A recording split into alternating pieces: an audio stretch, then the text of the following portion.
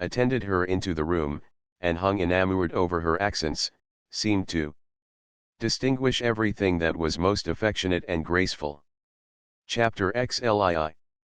One other short call in Harley Street, in which Eleanor received her brother's congratulations on their travelling so far towards Barton, without any expense, and on Colonel Brandon's being to follow them to Cleveland in a day or two, completed the intercourse of the brother and sisters in town, and a faint invitation from Fanny, to come to Norland whenever it should happen to be in their way, which of all things was the most unlikely to occur, with a more warm, though less public, assurance, from John to Eleanor, of the promptitude with which he should come to see her at Delaford, was all that foretold any meeting in the country.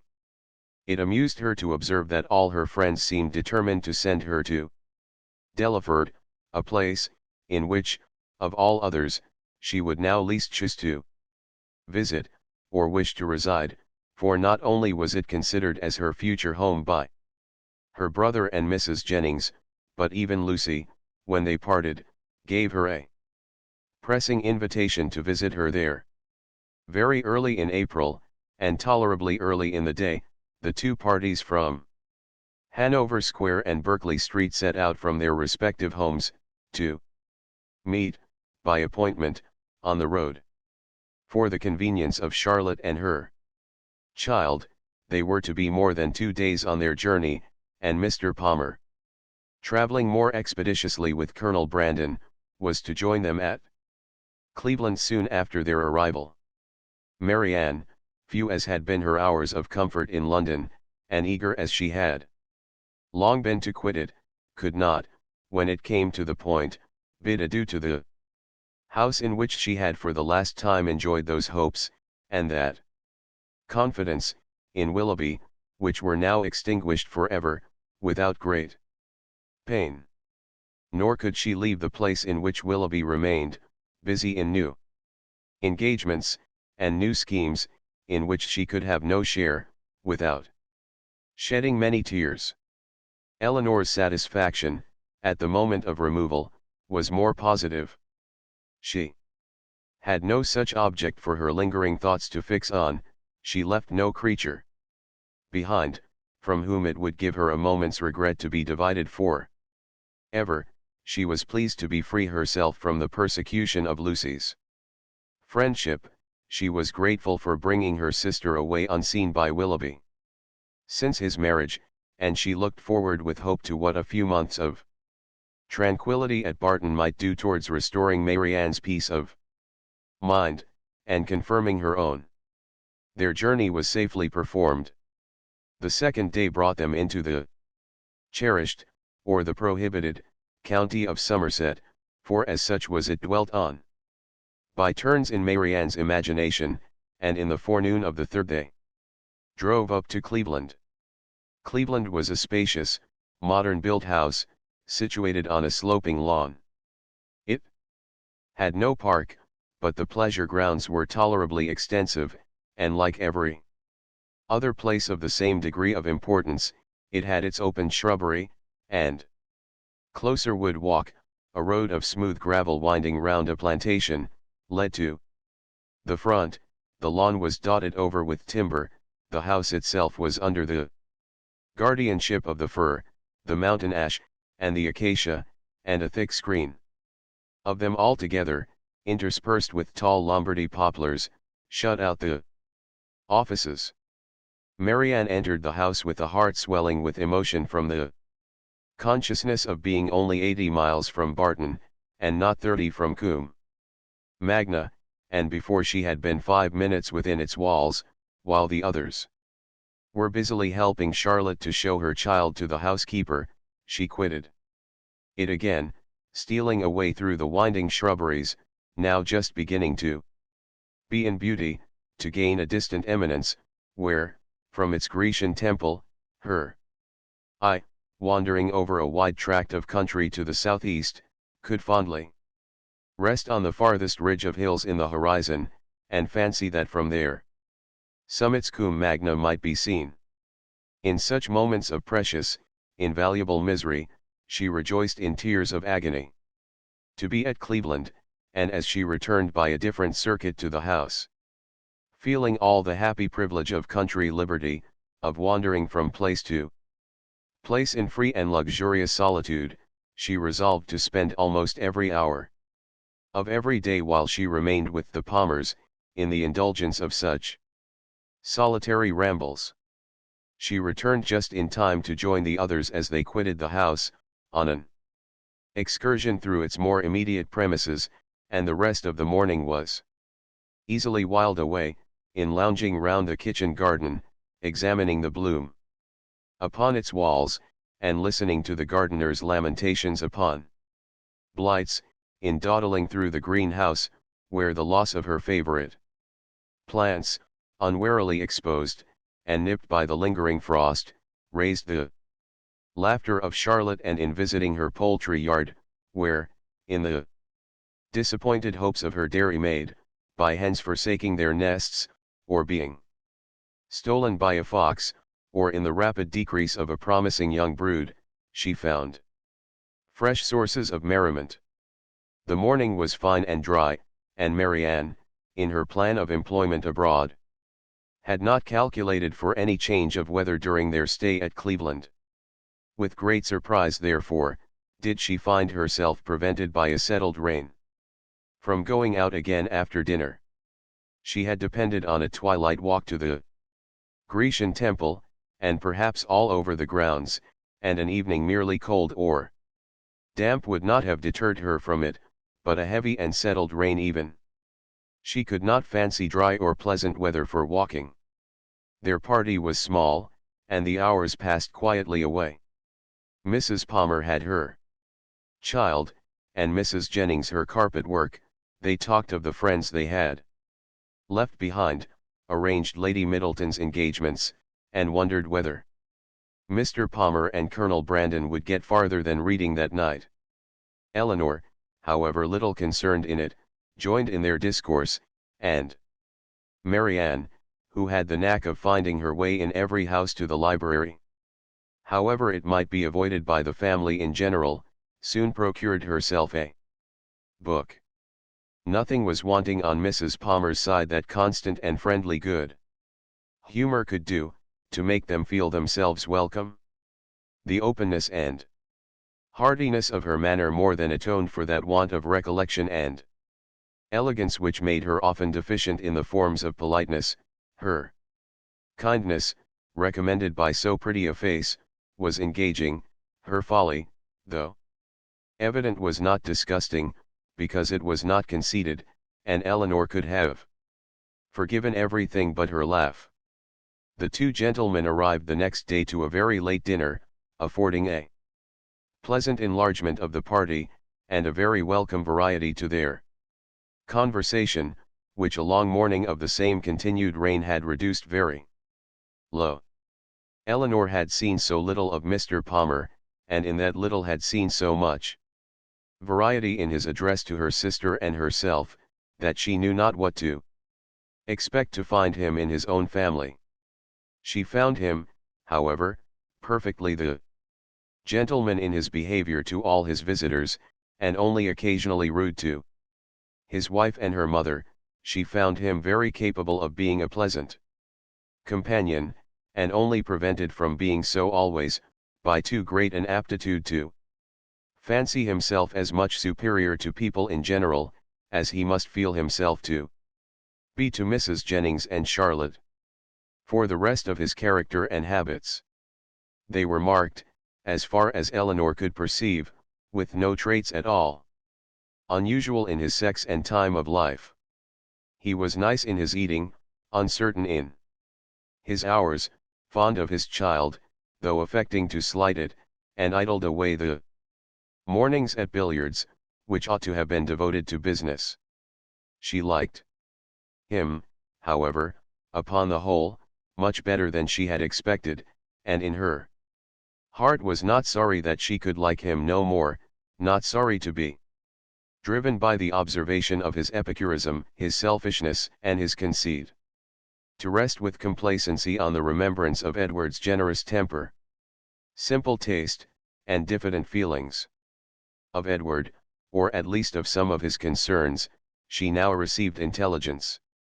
From Colonel Brandon, who had been into Dorsetshire lately, and who, treating her at once as the disinterested friend of Mr. Ferrars, and the kind confidant of himself, talked to her a great deal of the parsonage at Delaford, described its deficiencies, and told her what he meant to do himself towards removing them, his behaviour to her in this, as well as in every other particular, his open pleasure in meeting her after an absence of only 10 days, his readiness to converse with her, and his deference for her opinion, might very well justify Mrs. Jennings's persuasion of his attachment, and would have been enough, perhaps, had not Eleanor still, as from the first, believed Marianne his real favourite, to make her suspect it herself.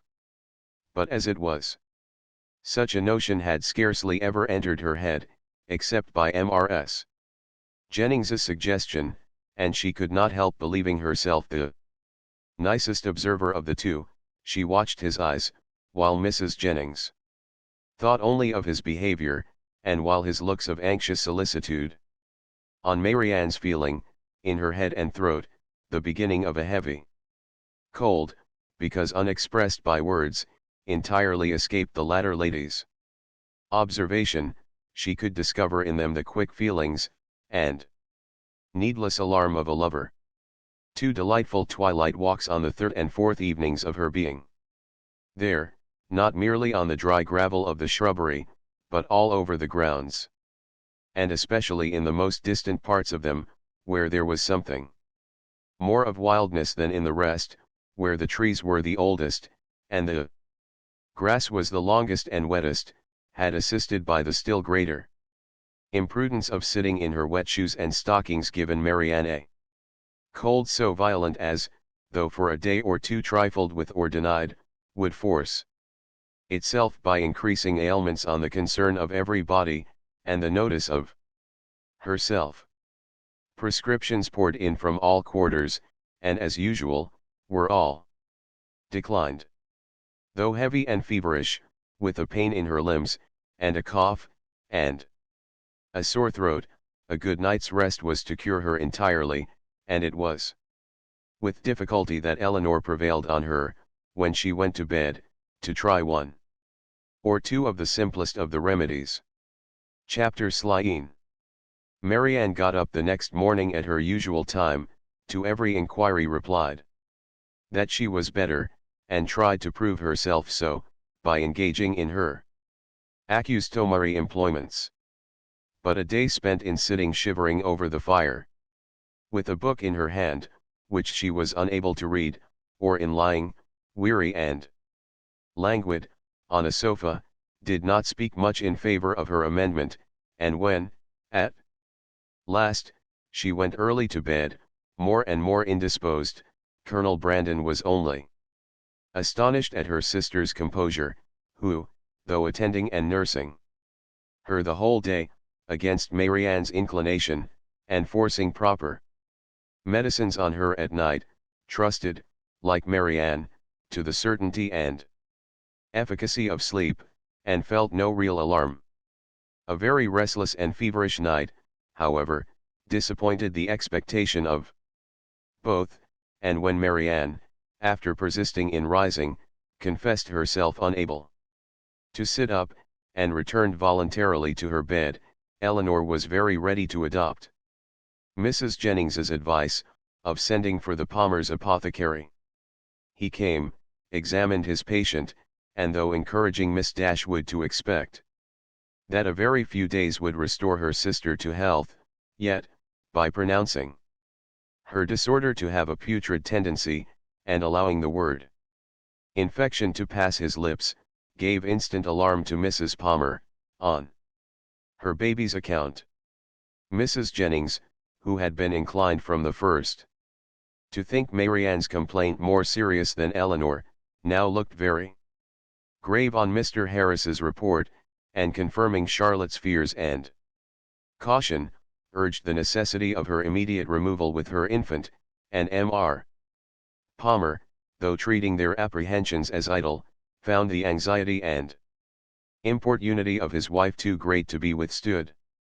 Her departure, therefore, was fixed on, and within an hour after Mr. Harris's arrival, she set off, with her little boy and his nurse, for the house of a near relation of Mr. Palmer's, who lived a few miles on the other side of Bath, whither her husband promised, at her earnest entreaty, to join her in a day or two, and whither she was almost equally urgent with her mother to accompany her. Mrs. Jennings, however, with a kindness of heart which made Eleanor really love her, declared her resolution of not stirring from Cleveland as long as Marianne remained ill, and of endeavoring, by her own attentive care, to supply to her the place of the mother she had taken her from, and Eleanor found her on every occasion a most willing and active helpmate, desirous to share in all her fatigues, and often by her better experience in nursing, of material use. Poor Marianne, languid and low from the nature of her malady, and feeling herself universally ill, could no longer hope that tomorrow would find her recovered, and the idea of what tomorrow would have produced, but for this unlucky illness, made every ailment severe, for on that day they were to have begun their journey home, and, attended the whole way by a servant of Mrs. Jennings, were to have taken their mother by surprise on the following forenoon. The little she said was all in lamentation of this inevitable delay. Though Eleanor tried to raise her spirits, and make her believe, as she then really believed herself, that it would be a very short one. The next day produced little or no alteration in the state of the patient. She certainly was not better, and, except that there was no amendment, did not appear worse. Their party was now farther reduced, for Mr. Palmer, though very unwilling to go as well from real humanity and good nature, as from a dislike of appearing to be frightened away by his wife, was persuaded at last by Colonel Brandon to perform his promise of following her, and while he was preparing to go, Colonel Brandon himself, with a much greater exertion, began to talk of going likewise. Here, however, the kindness of Mrs. Jennings interposed most acceptably, for to send the Colonel away while his love was in so much uneasiness on her sister's account, would be to deprive them both, she thought, of every comfort, and therefore telling him at once that his stay at Cleveland was necessary to herself, that she should want him to play at piquet of an evening, while Miss Dashwood was above with her sister, and see. She urged him so strongly to remain, that he, who was gratifying the first wish of his own heart by a compliance, could not long even affect to demur.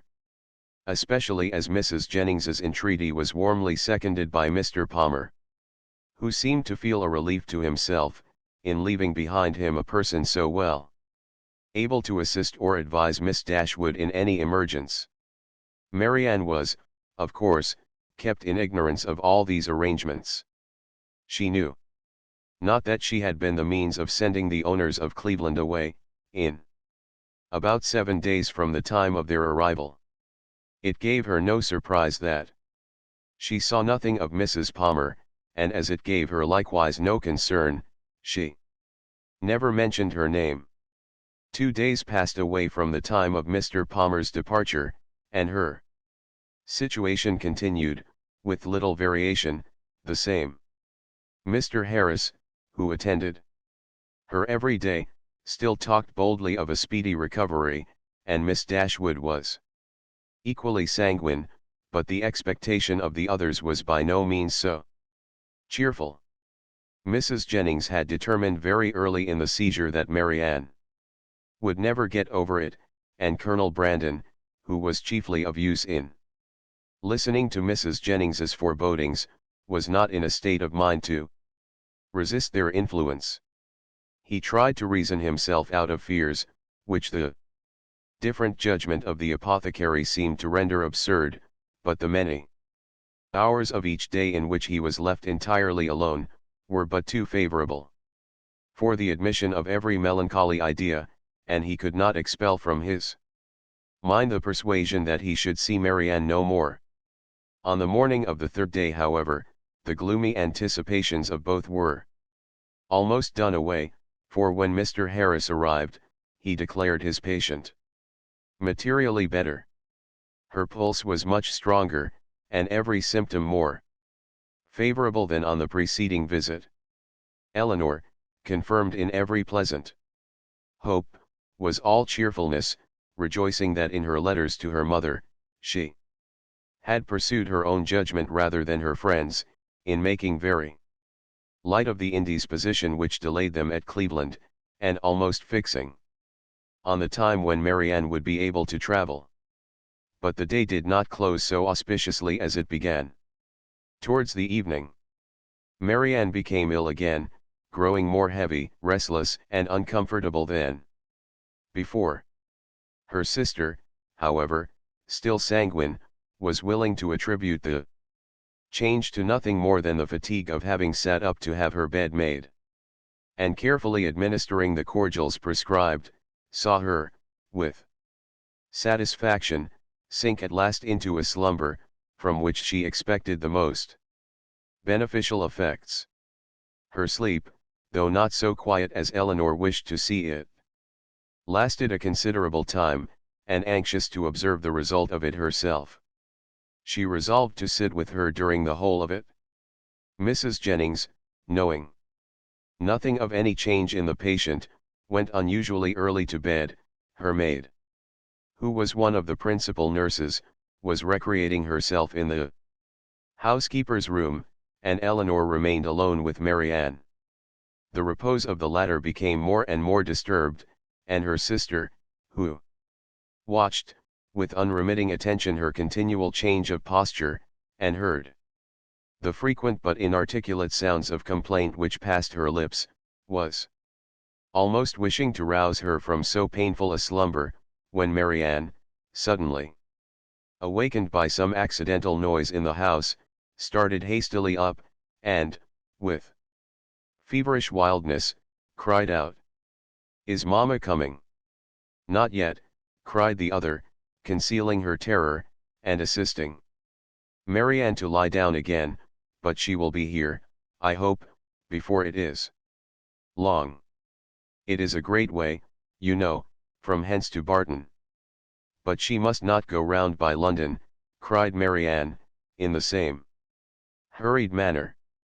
"I shall never see her, if she goes by London." Eleanor perceived with alarm that she was not quite herself, and, while attempting to soothe her, eagerly felt her pulse. It was lower and quicker than ever. And Marianne, still talking wildly of Mamma, her alarm increased so rapidly, as to determine her on sending instantly for Mr. Harris, and dispatching a messenger to Barton for her mother, to consult with Colonel Brandon on the best means of effecting the latter, was a thought which immediately followed the resolution of its performance, and as soon she had rung up the maid to take her place by her sister, she hastened down to the drawing room, where she knew he was generally to be found at a much later hour than the present. It was no time for hesitation. Her fears and her difficulties were immediately before him. Her fears, he had no courage, no confidence to attempt the removal of. He listened to them in silent despondence, but her difficulties were instantly obviated, for with a readiness that seemed to speak the occasion, and the service prearranged in his mind, he offered himself as the messenger who should fetch Mrs. Dashwood. Eleanor made no resistance that was not easily overcome. She thanked him with brief, though fervent gratitude, and, while he went to hurry off his servant with a message to Mr. Harris, and an order for post horses directly, she wrote a few lines to her mother. The comfort of such a friend at that moment as Colonel Brandon, or such a companion for her mother, how gratefully was it felt, a companion whose judgment would guide, whose attendance must relieve, and whose friendship might soothe her, as far as the shock of such a summons could be lessened to her, his presence, his manners, his assistance, would lessen it. He, meanwhile, whatever he might feel, acted with all the firmness of a collected mind, made every necessary arrangement with the utmost dispatch, and calculated with exactness the time in which she might look for his return. Not a moment was lost in delay of any kind. The horses arrived, even before they were expected, and Colonel Brandon, only pressing her hand with a look of solemnity, and a few words spoken too low to reach her ear, hurried into the carriage. It was then about 12 o'clock, and she returned to her sister's apartment to wait for the arrival of the apothecary, and to watch by her the rest of the night. It was a night of almost equal suffering to both. Hour after hour passed away in sleepless pain and delirium on Marianne's side, and in the most cruel anxiety on Eleanor's, before Mr. Harris appeared. Her apprehensions once raised, paid by their excess for all her former security, and the servant who sat up with her, for she would not allow Mrs. Jennings to be called, only tortured her more, by hints of what her mistress had always thought. Marianne's ideas were still, at intervals, fixed incoherently on her mother, and whenever she mentioned her name, it gave a pang to the heart of poor Eleanor, who, reproaching herself for having trifled with so many days of illness, and wretched for some immediate relief, fancied that all relief might soon be in vain, that everything had been delayed too long, and pictured to herself her suffering mother arriving too late to see this darling child, or to see her rational. She was on the point of sending again for Mr. Harris, or if he could not come, for some other advice, when the former but not till after 5 o'clock arrived. His opinion, however, made some little amends for his delay, for though acknowledging a very unexpected and unpleasant alteration in his patient, he would not allow the danger to be material, and talked of the relief which a fresh mode of treatment must procure, with a confidence which, in a lesser degree, was communicated to Eleanor. He promised to call again in the course of 3 or 4 hours, and left both the patient and her anxious attendant more composed than he had found them.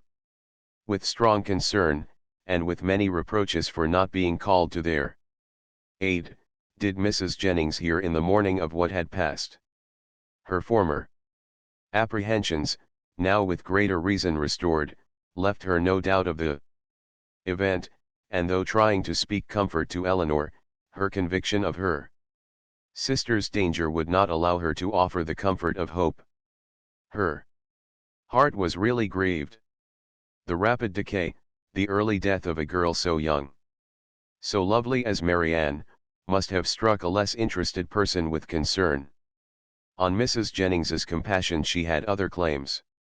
She had been for 3 months her companion, was still under her care, and she was known to have been greatly injured, and long unhappy. The distress of her sister too, particularly a favorite, was before her, and as for their mother, when Mrs. Jennings considered that Marianne might probably be to her what Charlotte was to herself, her sympathy in her sufferings was very sincere. Mr. Harris was punctual in his second visit, but he came to be disappointed in his hopes of what the last would produce. His medicines had failed, the fever was unabated, and Marianne only more quiet, not more herself, remained in a heavy stupor. Eleanor, catching all, and more than all, his fears in a moment, proposed to call in further advice. But he judged it unnecessary, he had still something more to try, some more fresh application, of whose success he was as confident as the last, and his visit concluded with encouraging assurances which reached the ear, but could not Enter the heart of Miss Dashwood. She was calm, except when she thought of her mother, but she was almost hopeless, and in this state she continued till noon. Scarcely stirring from her sister's bed, her thoughts wandering from one image of grief, one suffering friend to another, and her spirits oppressed to the utmost by the conversation of Mrs. Jennings, who scrupled not to attribute the severity and danger of this attack to the many weeks of previous indisposition which Marianne's disappointment had brought on. Elinor felt all the reasonableness of the idea, and it gave fresh misery to her reflections. About noon, however, she began but with a caution a dread of disappointment which for some time kept her silent, even to her friend to fancy, to hope she could perceive a slight amendment in her sister's pulse.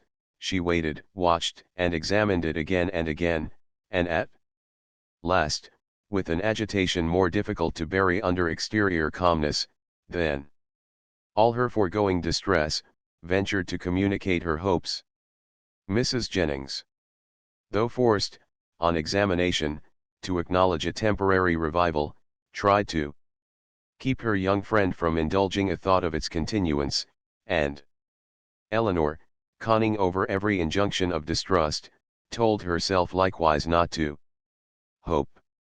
But it was too late.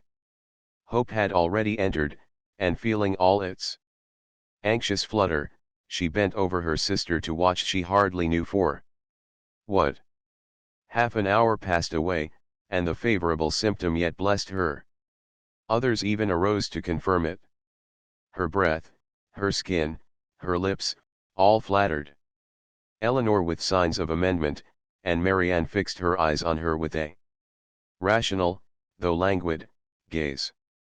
Anxiety and hope now oppressed her in equal degrees, and left her no moment of tranquillity till the arrival of Mr. Harris. At 4 o'clock, when his assurances, his felicitations on a recovery in her sister even surpassing his expectation, gave her confidence, comfort, and tears of joy. Marianne was in every respect materially better, and he declared her entirely out of danger. Mrs. Jennings, perhaps satisfied with the partial justification of her forebodings which had been found in their late alarm, allowed herself to trust in his judgment, and admitted, with unfeigned joy, and soon with unequivocal cheerfulness, the probability of an entire recovery. Elinor could not be cheerful. Her joy was of a different kind, and led to any thing rather than to gaiety. Marianne restored to life, health, friends, and to her doting mother, was an idea to fill her heart with sensations of exquisite comfort, and expand it in fervent gratitude, but it led to no outward demonstrations of joy, no words, no smiles. All within Elinor's breast was satisfaction, silent and strong. She continued by the side of her sister, with little intermission the whole afternoon, calming every fear, satisfying every inquiry of her enfeebled spirits, supplying every succour, and watching almost every look and every breath. The possibility of a relapse would of course, in some moments, occur to remind her of what anxiety was, but when she saw, on her frequent and minute examination, that every symptom of recovery continued, and saw Marianne at 6 o'clock sink into a quiet, steady, and to all appearance comfortable sleep, she silenced every doubt. The time was now drawing on, when Colonel Brandon might be expected back. At 10 o'clock, she trusted, or at least not much later her mother would be relieved from the dreadful suspense in which she must now be travelling towards them. The Colonel, too, perhaps scarcely less an object of pity. Oh, how slow was the progress of time which yet kept them in ignorance. At 7 o'clock, leaving Marianne still sweetly asleep, she joined Mrs. Jennings in the drawing room to tea. Of breakfast she had been kept by her fears, and of dinner by their sudden reverse, from eating much, and the present refreshment, therefore, with such feelings of content as she brought to it, was particularly welcome. Mrs. Jennings would have persuaded her, at its conclusion, to take some rest before her mother's arrival, and allow her to take her place by Marianne, but Eleanor had no sense of fatigue, no capability of sleep at that moment about her, and she was not to be kept away from her sister an unnecessary instant. Mrs. Jennings therefore attending her upstairs into the sick chamber, to satisfy herself that all continued right, left her there again to her charge and her thoughts, and retired to her own room to write letters and sleep. The night was cold and stormy. The wind roared round the house, and the rain beat against the windows, but Eleanor, all happiness within, regarded it not. Marianne slept through every blast, and the travellers they had a rich reward in store, for every present inconvenience. The clock struck 8. Had it been 10, Eleanor would have been convinced that at that moment she heard a carriage driving up to the house, and so strong was the persuasion that she did, in spite of the almost impossibility of their being already come, that she moved into the adjoining dressing closet, and opened a window shutter, to be satisfied of the truth.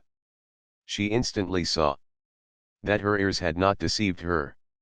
The flaring lamps of a carriage were immediately in view. By their uncertain light she thought she could discern it to be drawn by 4 horses, and this, while it told the excess of her poor mother's alarm, gave some explanation to such unexpected rapidity. Never in her life had Eleanor found it so difficult to be calm, as at that moment. The knowledge of what her mother must be feeling as the carriage stopped at the door of her doubt, her dread, perhaps her despair, and of what she had to tell, with such knowledge it was impossible to be calm.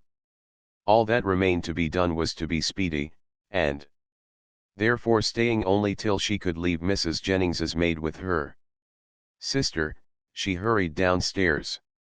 The bustle in the vestibule, as she passed along an inner lobby, assured her that they were already in the house. She rushed to the drawing-room. She entered it and saw only Willoughby. Chapter XLIV.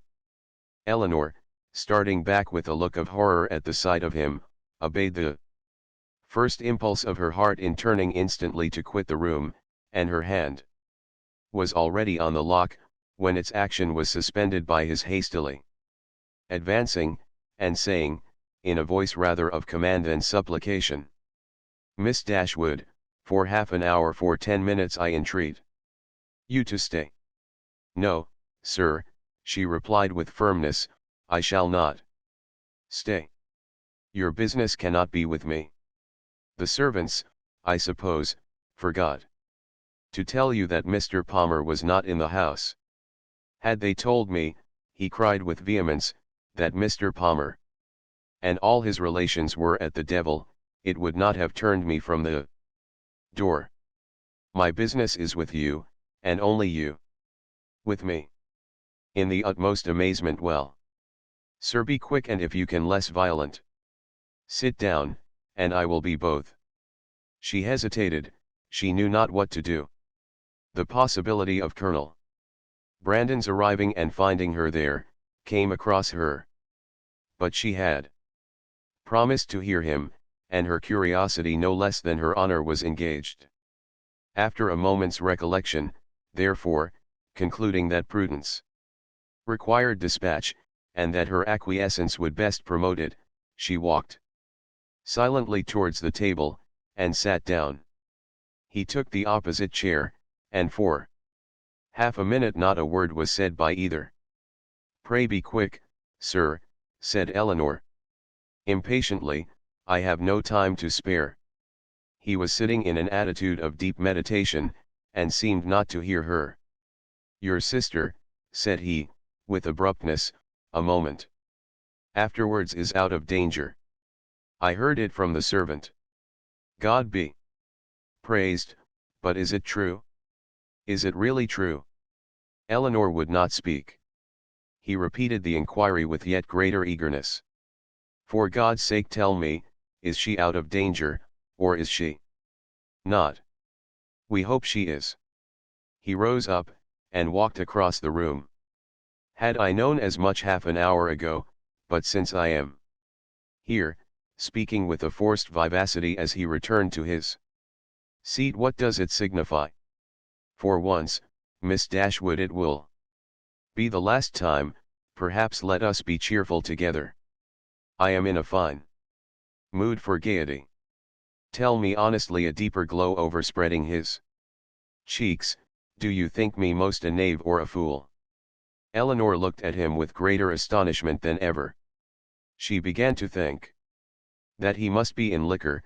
The strangeness of such a visit, and of such manners, seemed no otherwise intelligible, and with this impression she immediately rose, saying, Mr. Willoughby, I advise you at present to return to Coombe. I am not at leisure to remain with you longer. Whatever your business may be with me, it will be better recollected and explained tomorrow.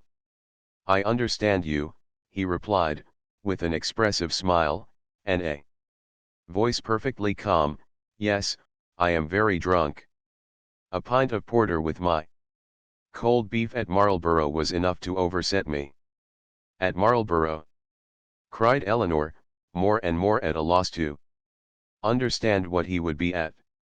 Yes, I left London this morning at 8 o'clock, and the only 10 minutes I have spent out of my chaise since that time procured me a nuncheon at Marlborough.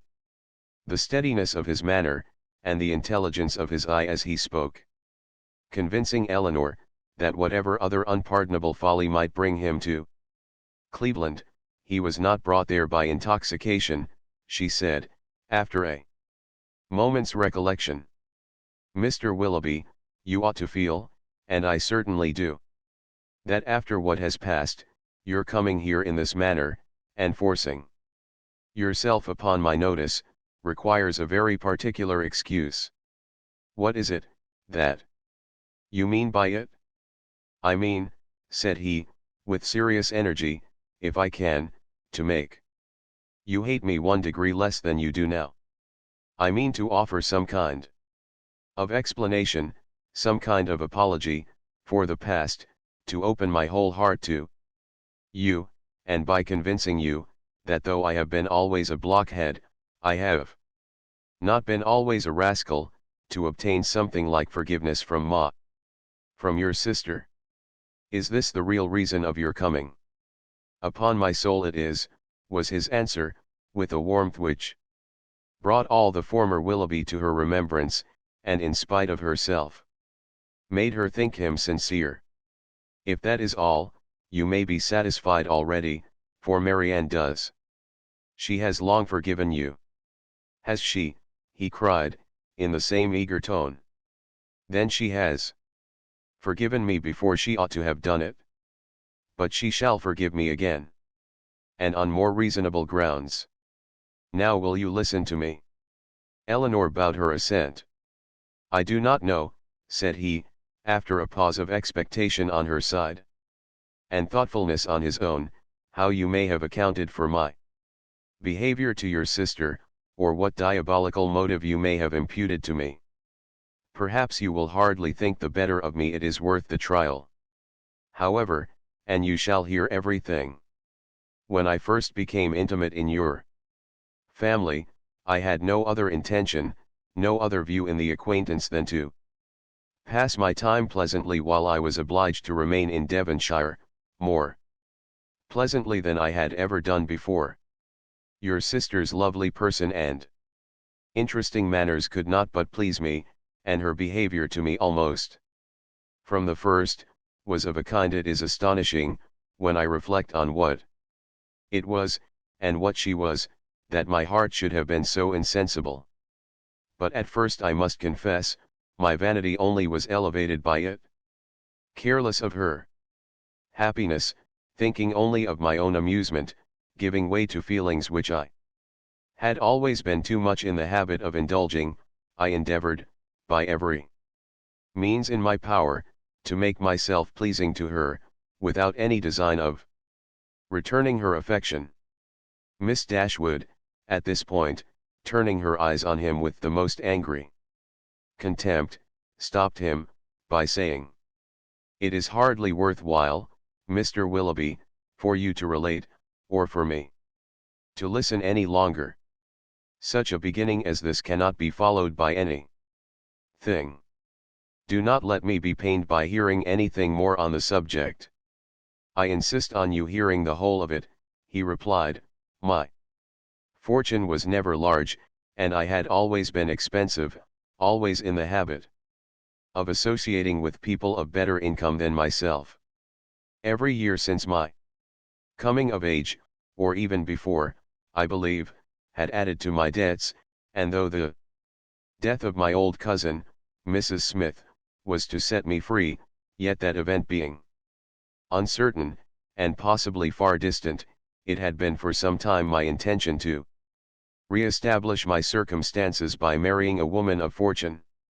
To attach myself to your sister, therefore, was not a thing to be thought of, and with a meanness, selfishness, cruelty, which no indignant, no contemptuous look, even of yours, Miss Dashwood, can ever reprobate too much. I was acting in this manner, trying to engage her regard, without a thought of returning it. But one thing may be said for me, even in that horrid state of selfish vanity. I did not know the extent of the injury I meditated, because I did not then know what it was to love. But have I ever known it? Well may it be doubted, for, had I really loved, could I have sacrificed my feelings to vanity, to avarice? Or, what is more, could I have sacrificed hers? But I have done it to avoid a comparative poverty, which her affection and her society would have deprived of all its horrors. I have, by raising myself to affluence, lost everything that could make it a blessing. You did then, said Eleanor, a little softened, believe yourself at one time attached to her. To have resisted such attractions, to have withstood such tenderness. Is there a man on earth who could have done it? Yes, I found myself, by insensible degrees, sincerely fond of her, and the happiest hours of my life were what I spent with her when I felt my intentions were strictly honorable, and my feelings blameless. Even then, however, when fully determined on paying my addresses to her, I allowed myself most improperly to put off, from day to day, the moment of doing it, from an unwillingness to enter into an engagement. While my circumstances were so greatly embarrassed, I will not reason here, nor will I stop for you to expatiate on the absurdity, and the worse than absurdity, of scrupling to engage my faith where my honor was already bound. The event has proved, that I was a cunning fool, providing with great circumspection for a possible opportunity of making myself contemptible and wretched forever. At last, however, my resolution was taken, and I had determined, as soon as I could engage her alone, to justify the attentions I had so invariably paid her, and openly assure her of an affection which I had already taken such pains to display.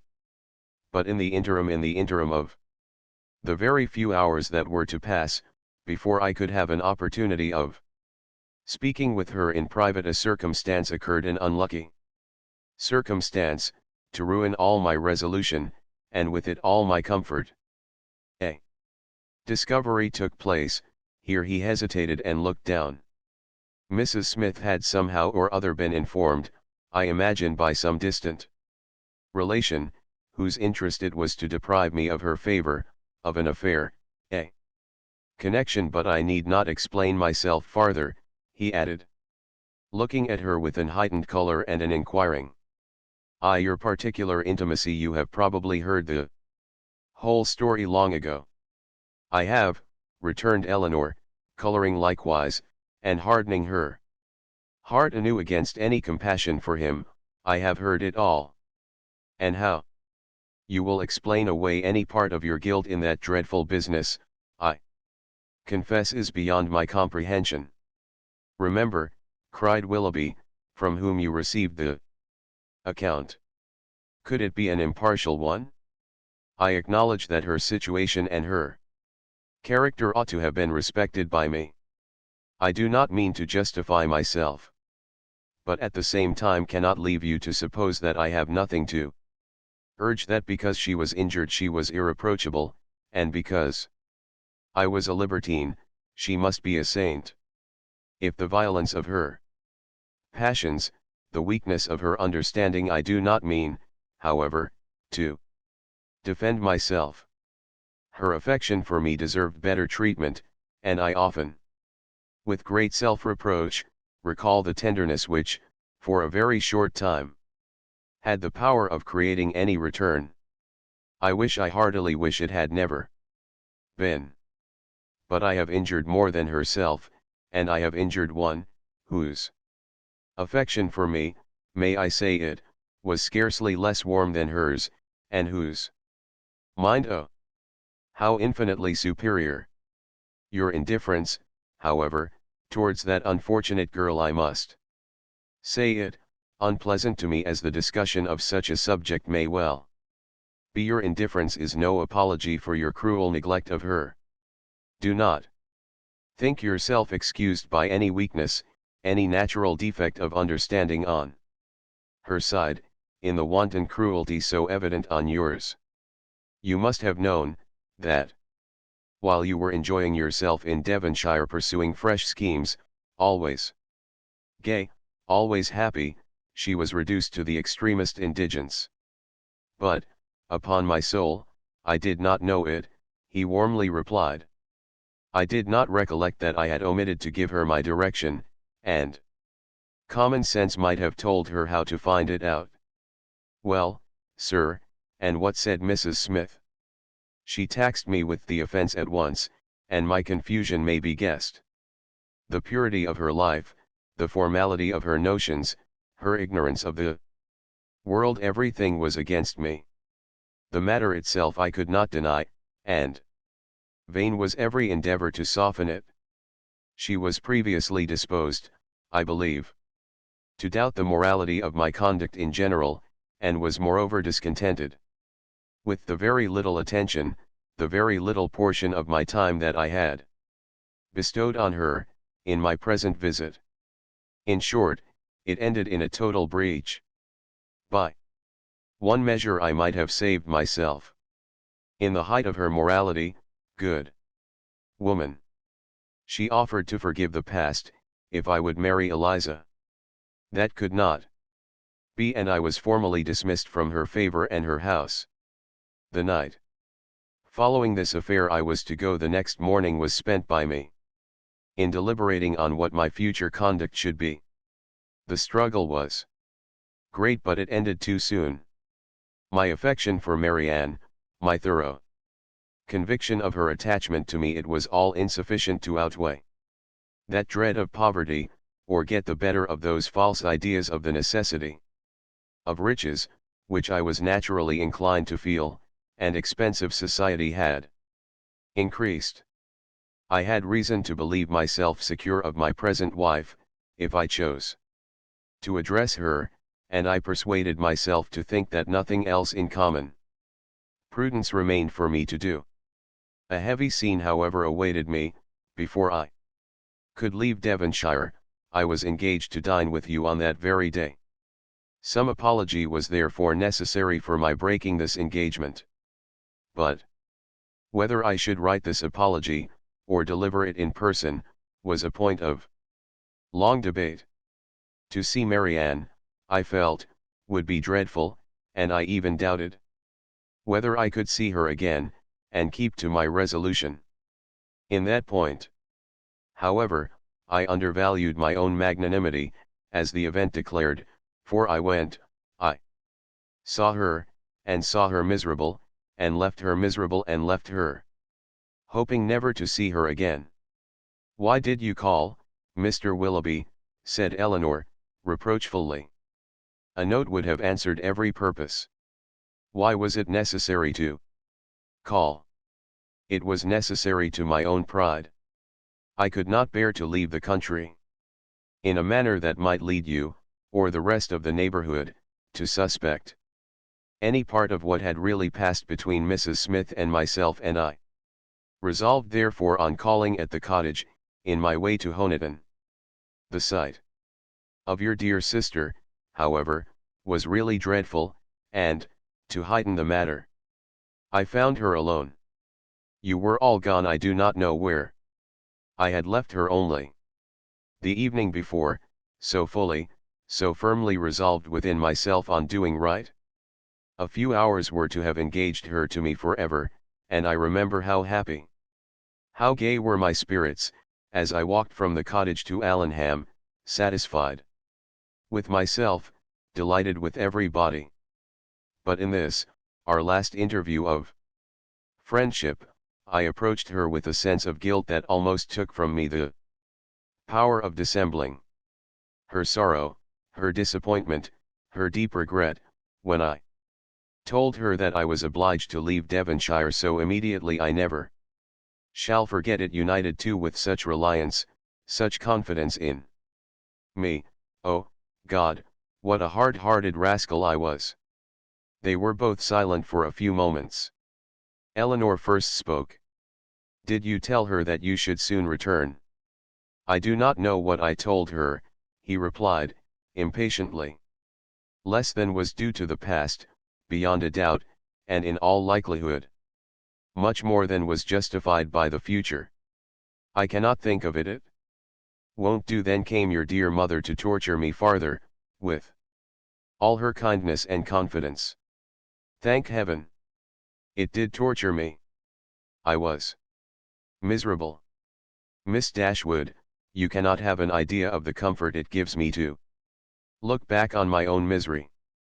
I owe such a grudge to myself for the stupid, rascally folly of my own heart, that all my past sufferings under it are only triumph and exultation to me now. Well, I went, left all that I loved, and went to those to whom, at best, I was only indifferent. My journey to town, traveling with my own horses, and therefore so tediously no creature to speak to, my own reflections so cheerful when I looked forward, everything so inviting, when I looked back at Barton, the picture so soothing. Oh, it was a blessed journey." He stopped.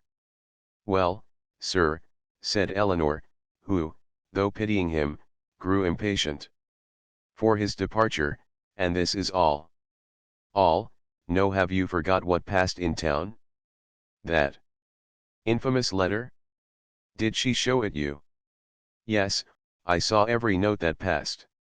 When the first of hers reached me, as it immediately did, for I was in town the whole time, what I felt is, in the common phrase, not to be expressed, in a more simple one, perhaps too simple to raise any emotion. My feelings were very, very painful. Every line, every word, was in the hackneyed metaphor which their dear writer, were she here, would forbid a dagger to my heart. To know that Marianne was in town was in the same language a thunderbolt. Thunderbolts and daggers, what a reproof would she have given me!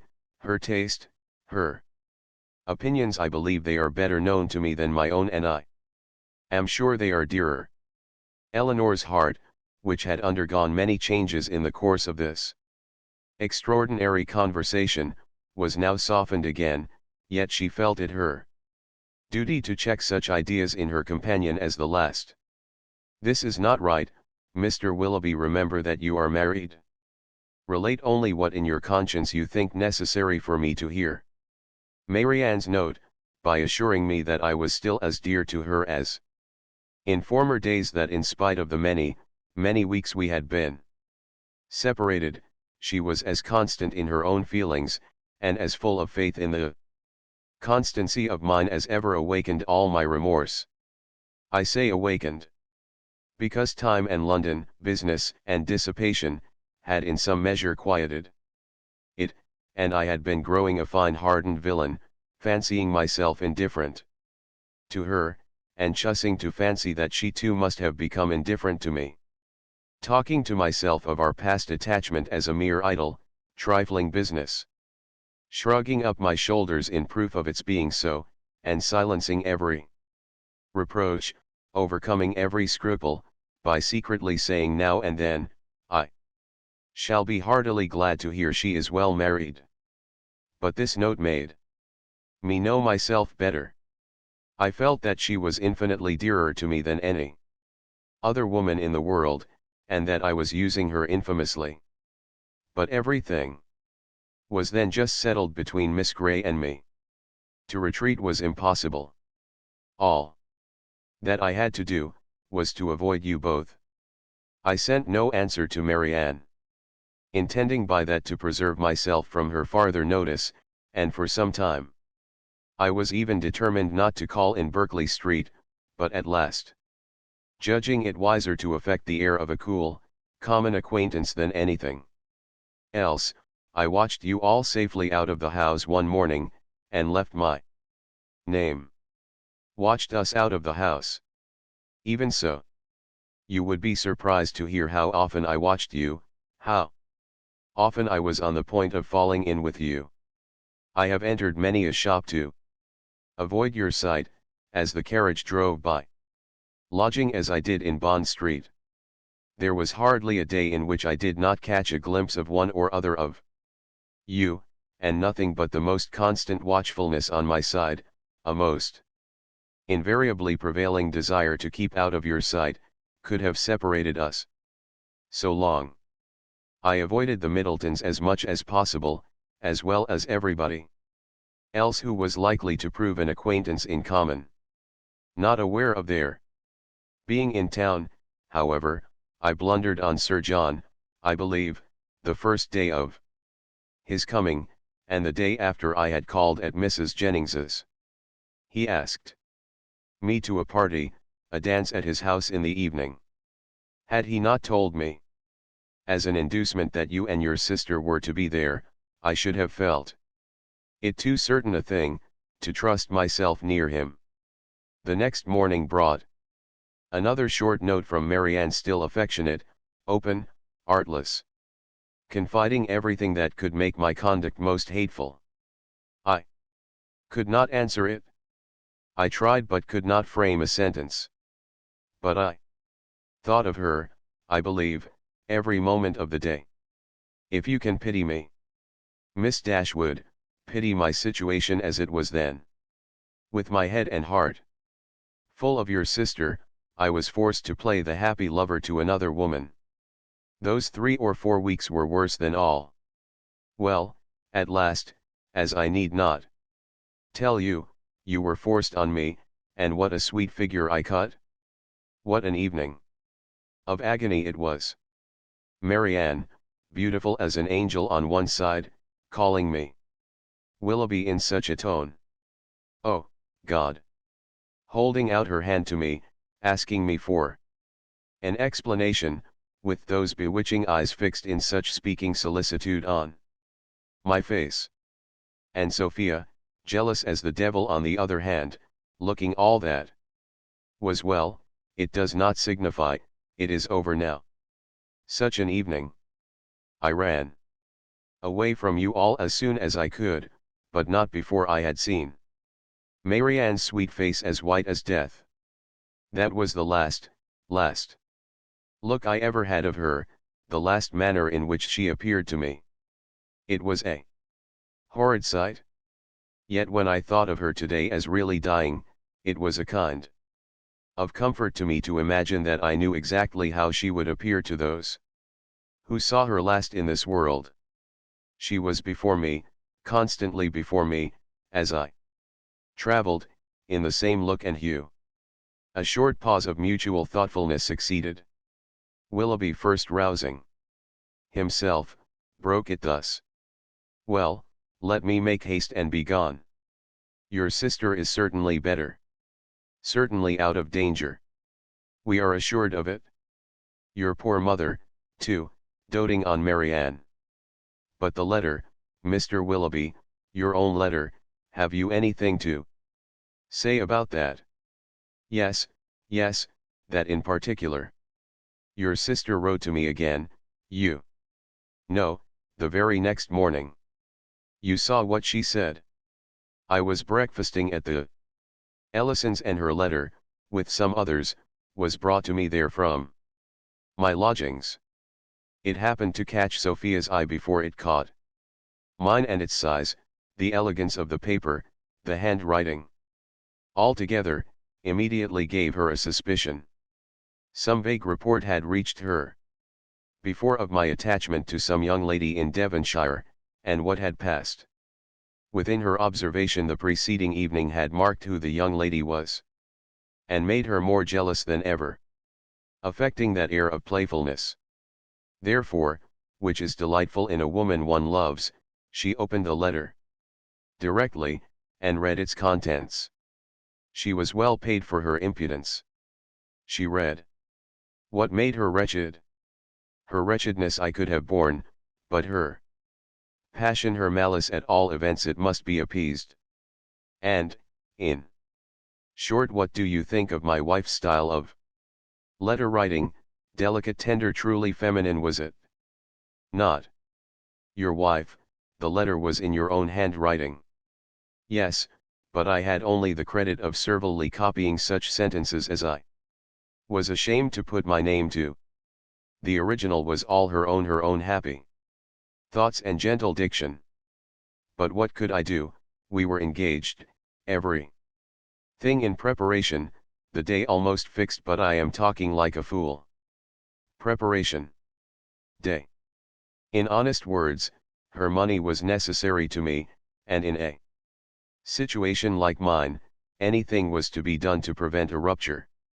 And after all, what did it signify to my character in the opinion of Marianne and her friends, in what language my answer was couched? It must have been only to one end.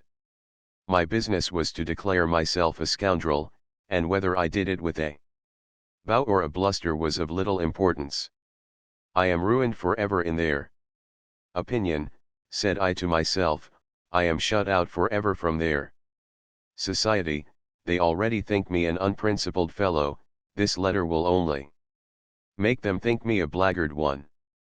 Such were my reasonings, as, in a sort of desperate carelessness, I copied my wife's words, and parted with the last relics of Marianne.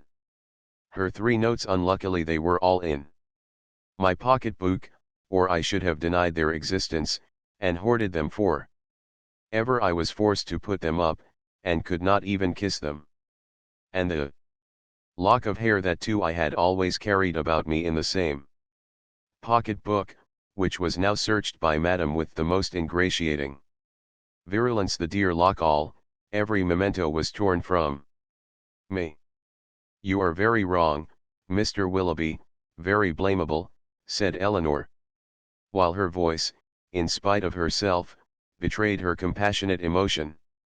You ought not to speak in this way, either of Mrs. Willoughby or my sister. You had made your own choice. It was not forced on you. Your wife has a claim to your politeness, to your respect, at least. She must be attached to you, or she would not have married you. To treat her with unkindness, to speak of her slightingly, is no atonement to Marianne, nor can I suppose it a relief to your own conscience. Do not talk to me of my wife, said he with a heavy sigh. She does not deserve your compassion. She knew I had no regard for her when we married. Well, married we were, and came down to Combe Magna to be happy, and afterwards returned to town to be gay. And now do you pity me, Miss Dashwood? Or have I said all this to no purpose? Am I, be it only 1 degree, am I less guilty in your opinion than I was before? My intentions were not always wrong. Have I explained away any part of my guilt? Yes, you have certainly removed something a little. You have proved yourself, on the whole, less faulty than I had believed you. You have proved your heart less wicked, much less wicked.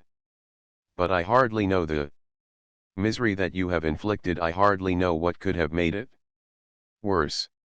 Will you repeat to your sister when she is recovered, what I have been telling you? Let me be a little lightened too in her opinion as well as in yours. You tell me that she has forgiven me already. Let me be able to fancy that a better knowledge of my heart, and of my present feelings, will draw from her a more spontaneous, more natural, more gentle, less dignified, forgiveness. Tell her of my misery and my penitence. Tell her that my heart was never inconstant to her, and if you will, that at this moment she is dearer to me than ever. I will tell her all that is necessary to what may comparatively be called your justification. But you have not explained to me the particular reason of your coming now, nor how you heard of her illness. Last night, in Drury Lane lobby, I ran against Sir John Middleton, and when he saw who I was, for the first time these 2 months, he spoke to me. That he had cut me ever since my marriage, I had seen without surprise or resentment. Now, however, his good-natured, honest, stupid soul, full of indignation against me, and concern for your sister, could not resist the temptation of telling me what he knew ought to, though probably he did not think it would, vex me horridly. As bluntly as he could speak it. Therefore, he told me that Marianne Dashwood was dying of a putrid fever at Cleveland. A letter that morning received from Mrs. Jennings declared her danger most imminent. The Palmers are all gone off in a fright, and I was too much shocked to be able to pass myself off as insensible even to the undiscerning Sir John. His heart was softened in seeing mine suffer, and so much of his ill will was done away, that when we parted, he almost shook me by the hand while he reminded me of an old promise about a pointer puppy. What I felt on hearing that your sister was dying, and dying too, believing me the greatest villain upon earth, scorning, hating me in her latest moments, for how could I tell what horrid projects might not have been imputed? One person I was sure would represent me as capable of anything. What I felt was dreadful. My resolution was soon made, and at 8 o'clock this morning I was in my carriage. Now you know all. Eleanor made no answer. Her thoughts were silently fixed on the irreparable injury which too early an independence and its consequent habits of idleness, dissipation, and luxury, had made in the mind, the character, the happiness, of a man who, to every advantage of person and talents, united a disposition naturally open and honest, and a feeling, affectionate temper. The world had made him extravagant and vain. Extravagance and vanity had made him cold-hearted and selfish. Vanity, while seeking its own guilty triumph at the expense of another, had involved him in a real attachment, which extravagance, or at least its offspring, necessity, had required to be sacrificed. Each faulty propensity in leading him to evil, had led him likewise to punishment. The attachment, from which against honor, against feeling, against every better interest he had outwardly torn himself, now, when no longer allowable, governed every thought, and the connection, for the sake of which he had, with little scruple, left her sister to misery, was likely to prove a source of unhappiness to himself of a far more incurable nature. From a reverie of this kind she was recalled at the end of some minutes by Willoughby, who, rousing himself from a reverie at least equally painful, started up in preparation for going, and said, "There is no use in staying here, I must be off." "Are you going back to town?" "No, to Combe Magna. I have business there, from thence to town in a day or two. Goodbye. He held out his hand. She could not refuse to give him hers, he pressed it with affection. And you do think something better of me than you did, said he, letting it fall, and leaning against the mantelpiece as if forgetting he was to go. Eleanor assured him that she did, that she forgave, pitied, wished him well, was even interested in his happiness, and added some gentle counsel as to the behavior most likely to promote it. His answer was not very encouraging. As to that, said he, I must rub through the world as well as I can. Domestic happiness is out of the question. If, however, I am allowed to think that you and yours feel an interest in my fate and actions, it may be the means, it may put me on my guard, at least, it may be something to live for. Marianne, to be sure, is lost to me forever. Were I even by any blessed chance at liberty again. Eleanor stopped him with a reproof. Well, he replied once more, goodbye. I shall now go away and live in dread of one event. What do you mean? Your sister's marriage. You are very wrong. She can never be more lost to you than she is now. But she will be gained by someone else. And if that someone should be the very he whom, of all others, I could least bear, but I will not stay to rob myself of all your compassionate goodwill, by showing that where I have most injured I can least forgive. Goodbye, God bless you. And with these words, he almost ran out of the room. Chapter XLV. Eleanor, for some time after he left her, for some time even after the sound of his carriage had died away, remained too much oppressed by a crowd of ideas, widely differing in themselves, but of which sadness was the general result, to think even of her sister.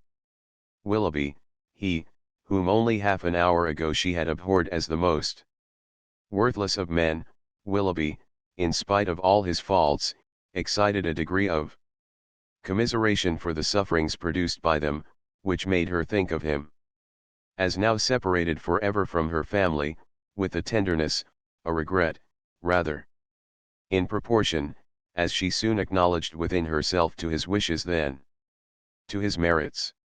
She felt that his influence over her mind was heightened by circumstances which ought not in reason to have weight, by that person of uncommon attraction, that open, affectionate, and lively manner which it was no merit to possess, and by that still ardent love for Marianne, which it was not even innocent to indulge. But she felt that it was so, long before she could feel his influence less. When at last she returned to the unconscious Marianne, she found her just awaking, refreshed by so long and sweet a sleep to the extent of her hopes. Eleanor's heart was full. The past, the present, the future.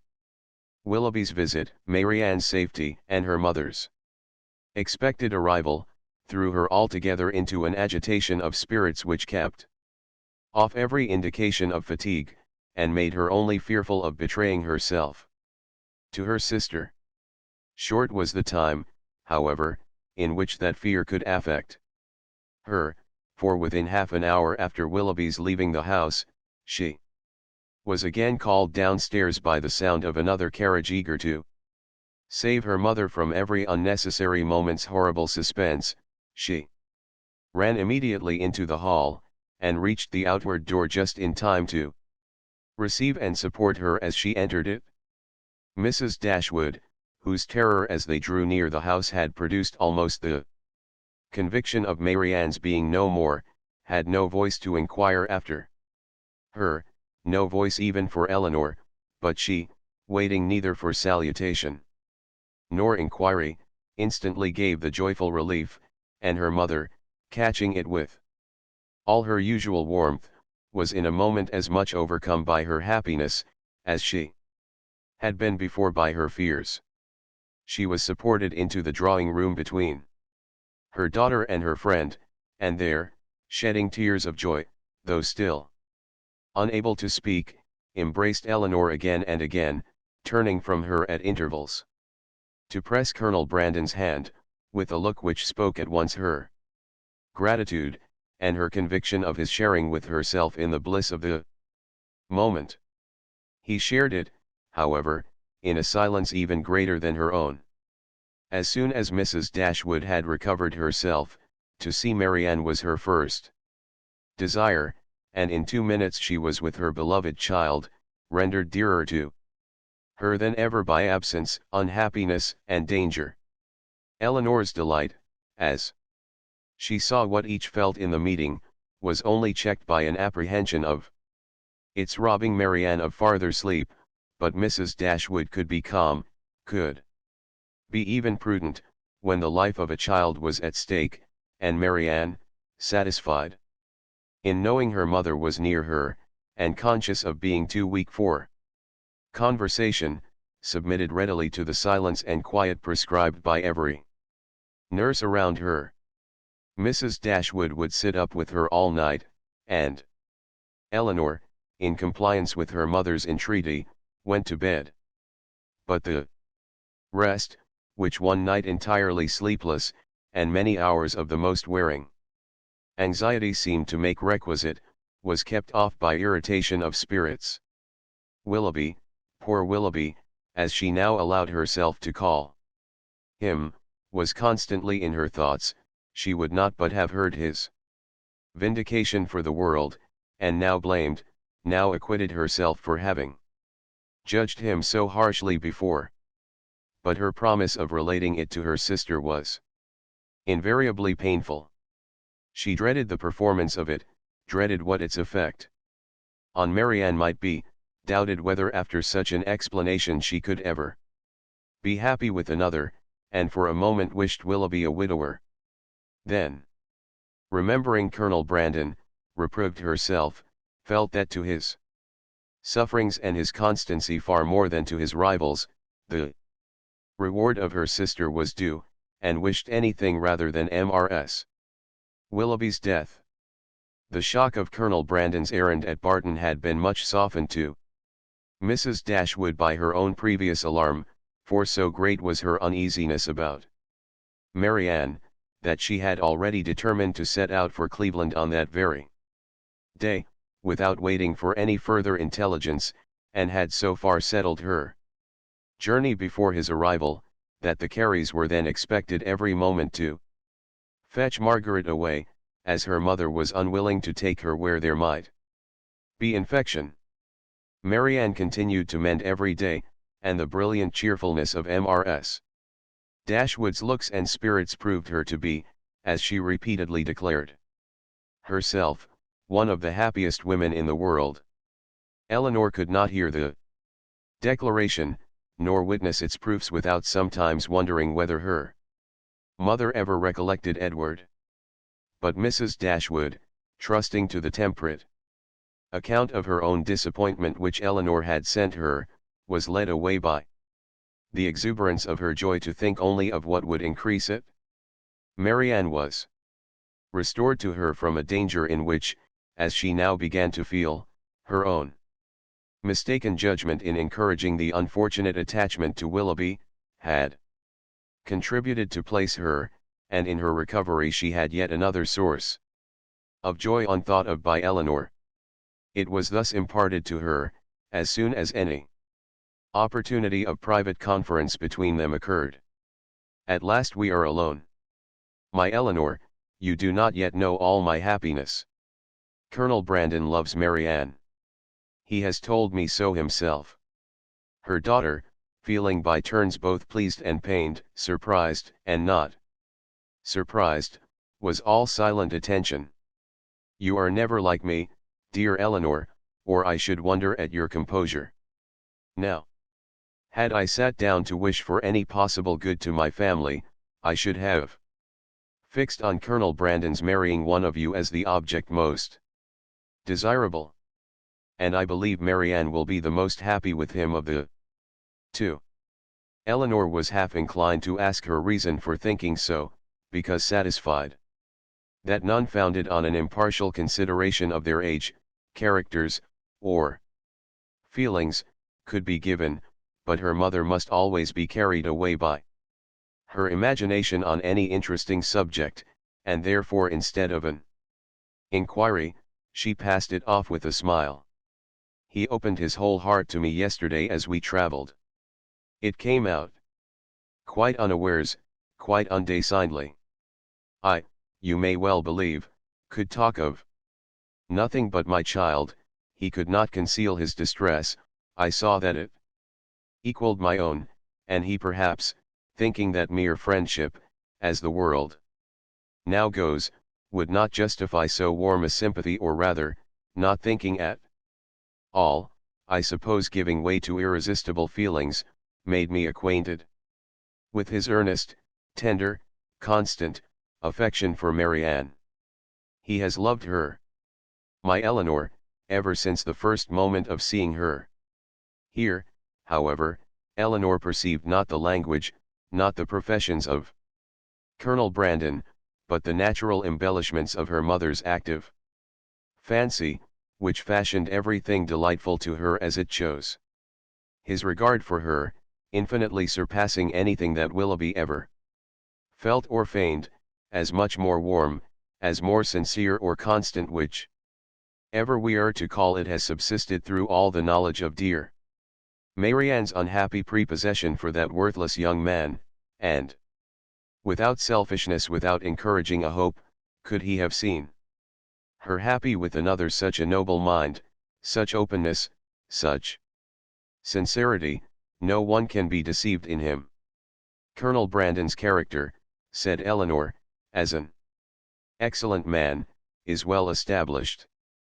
I know it is, replied her mother seriously, or after such a warning, I should be the last to encourage such affection, or even to be pleased by it. But his coming for me as he did, with such active, such ready friendship, is enough to prove him one of the worthiest of men. His character, however, answered Eleanor, does not rest on one act of kindness, to which his affection for Marianne, were humanity out of the case, would have prompted him. To Mrs. Jennings, to the Middletons, he has been long and intimately known, they equally love and respect him, and even my own knowledge of him, though lately acquired, is very considerable, and so highly do I value and esteem him, that if Marianne can be happy with him, I shall be as ready as yourself to think our connection the greatest blessing to us in the world. What answer did you give him? Did you allow him to hope? Oh, my love, I could not then talk of hope to him or to myself. Marianne might at that moment be dying. But he did not ask for hope or encouragement. His was an involuntary confidence, an irrepressible effusion to a soothing friend, not an application to a parent. Yet after a time I did say, for at first I was quite overcome, that if she lived, as I trusted she might, my greatest happiness would lie in promoting their marriage, and since our arrival, since our delightful security, I have repeated it to him more fully, have given him every encouragement in my power. Time, a very little time, I tell him, will do everything. Marianne's heart is not to be wasted for ever on such a man as Willoughby. His own merits must soon secure it. To judge from the Colonel's spirits, however, you have not yet made him equally sanguine. No. He thinks Marianne's affection too deeply rooted for any change in it under a great length of time, and even supposing her heart again free, is too diffident of himself to believe, that with such a difference of age and disposition he could ever attach her. There, however, he is quite mistaken. His age is only so much beyond hers as to be an advantage, as to make his character and principles fixed, and his disposition, I am well convinced, is exactly the very one to make your sister happy. And his person, his manners, too, are all in his favor. My partiality does not blind me, he certainly is not so handsome as Willoughby, but at the same time, there is something much more pleasing in his countenance. There was always a something, if you remember, in Willoughby's eyes at times, which I did not like. Eleanor could not remember it, but her mother, without waiting for her assent, continued. And his manners, the Colonel's manners are not only more pleasing to me than Willoughby's ever were, but they are of a kind I well know to be more solidly attaching to Marianne. Their gentleness, their genuine attention to other people, and their manly unstudied simplicity is much more accordant with her real disposition, than the liveliness, often artificial, and often ill-timed of the other. I am very sure myself, that had Willoughby turned out as really amiable, as he has proved himself the contrary, Marianne would yet never have been so happy with him as she will be with Colonel Brandon. She paused. Her daughter could not quite agree with her, but her dissent was not heard, and therefore gave no offence. At Delaford, she will be within an easy distance of me, added Mrs. Dashwood, even if I remain at Barton, and in all probability, for I hear it is a large village indeed, there certainly must be some small house or cottage close by, that would suit us quite as well as our present situation. Poor Eleanor, here was a new scheme for getting her to Delaford, but her spirit was stubborn. His fortune too, for at my time of life, you know, everybody cares about that, and though I neither know nor desire to know what it really is, I am sure it must be a good one. Here they were interrupted by the entrance of a third person, and Eleanor withdrew to think it all over in private, to wish success to her friend, and yet in wishing it, to feel a pang for Willoughby. Chapter XLVI. Marianne's illness, though weakening in its kind, had not been long enough to make her recovery slow, and with youth, natural strength, and her mother's presence in aid, it proceeded so smoothly as to enable her to remove, within 4 days after the arrival of the latter, into Mrs. Palmer's dressing room. When there, at her own particular request, for she was impatient to pour forth her thanks to him for fetching her mother, Colonel Brandon was invited to visit her. His emotion on entering the room, in seeing her altered looks, and in receiving the pale hand which she immediately held out to him, was such, as, in Eleanor's conjecture, must arise from something more than his affection for Marianne, or the consciousness of its being known to others, and she soon discovered in his melancholy eye and varying complexion as he looked at her sister, the probable recurrence of many past scenes of misery to his mind, brought back by that resemblance between Marianne and Eliza already acknowledged, and now strengthened by the hollow eye, the sickly skin, the posture of reclining weakness, and the warm acknowledgment of peculiar obligation. Mrs. Dashwood, not less watchful of what passed than her daughter, but with a mind very differently influenced, and therefore watching to very different effect, saw nothing in the Colonel's behavior but what arose from the most simple and self-evident sensations, while in the actions and words of Marianne she persuaded herself to think that something more than gratitude already dawned. At the end of another day or two, Marianne growing visibly stronger every 12 hours, Mrs. Dashwood, urged equally by her own and her daughter's wishes, began to talk of removing to Barton. On her measures depended those of her two friends. Mrs. Jennings could not quit Cleveland during the Dashwood stay, and Colonel Brandon was soon brought, by their united request, to consider his own abode there as equally determinate, if not equally indispensable. At his and Mrs. Jennings's united request in return, Mrs. Dashwood was prevailed on to accept the use of his carriage on her journey back, for the better accommodation of her sick child, and the Colonel, at the joint invitation of Mrs. Dashwood and Mrs. Jennings, whose active good nature made her friendly and hospitable for other people as well as herself, engaged with pleasure to redeem it by a visit at the cottage, in the course of a few weeks. The day of separation and departure arrived, and Marianne, after taking so particular and lengthened a leave of Mrs. Jennings, one so earnestly grateful, so full of respect and kind wishes as seemed due to her own heart from a secret acknowledgment of past inattention, and bidding Colonel Brandon farewell with a cordiality of a friend, was carefully assisted by him into the carriage, of which he seemed anxious that she should engross at least half.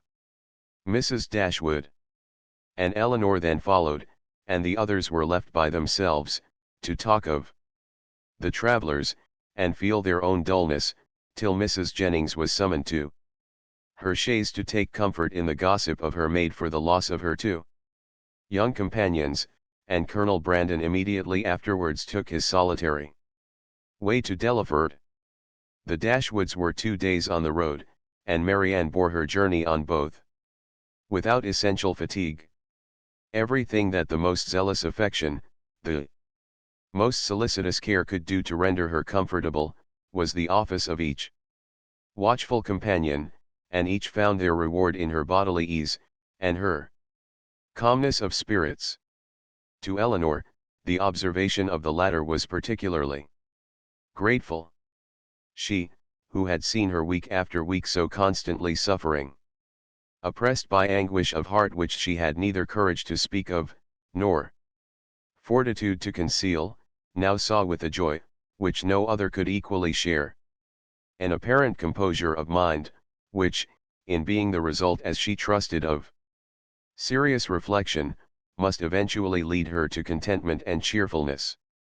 As they approached Barton, indeed, and entered on scenes of which every field and every tree brought some peculiar, some painful recollection, she grew silent and thoughtful, and turning away her face from their notice, sat earnestly gazing through the window. But here, Eleanor could neither wonder nor blame, and when she saw, as she assisted Marianne from the carriage, that she had been crying, she saw only an emotion too natural in itself to raise any thing less tender than pity, and in its unobtrusiveness entitled to praise. In the whole of her subsequent manner, she traced the direction of a mind awakened to reasonable exertion, for no sooner had they entered their common sitting room, than Marianne turned her eyes around it with a look of resolute firmness, as if determined at once to accustom herself to the sight of every object with which the remembrance of Willoughby could be connected. She said little, but every sentence aimed at cheerfulness, and though a sigh sometimes escaped her, it never passed away without the atonement of a smile. After dinner she would try her pianoforte. She went to it, but the music on which her eye first rested was an opera, procured for her by Willoughby, containing some of their favourite duets, and bearing on its outward leaf her own name in his handwriting that would not do. She shook her head, put the music aside, and after running over the keys for a minute, complained of feebleness in her fingers, and closed the instrument again, declaring however with firmness as she did so, that she should in future practice much. The next morning produced no abatement in these happy symptoms. On the contrary, with a mind and body alike strengthened by rest, she looked and spoke with more genuine spirit, anticipating the pleasure of Margaret's return, and talking of the dear family party which would then be restored, of their mutual pursuits and cheerful society, as the only happiness worth a wish. When the weather is settled, and I have recovered my strength, said she, we will take long walks together every day. We will walk to the farm at the edge of the down, and see how the children go on.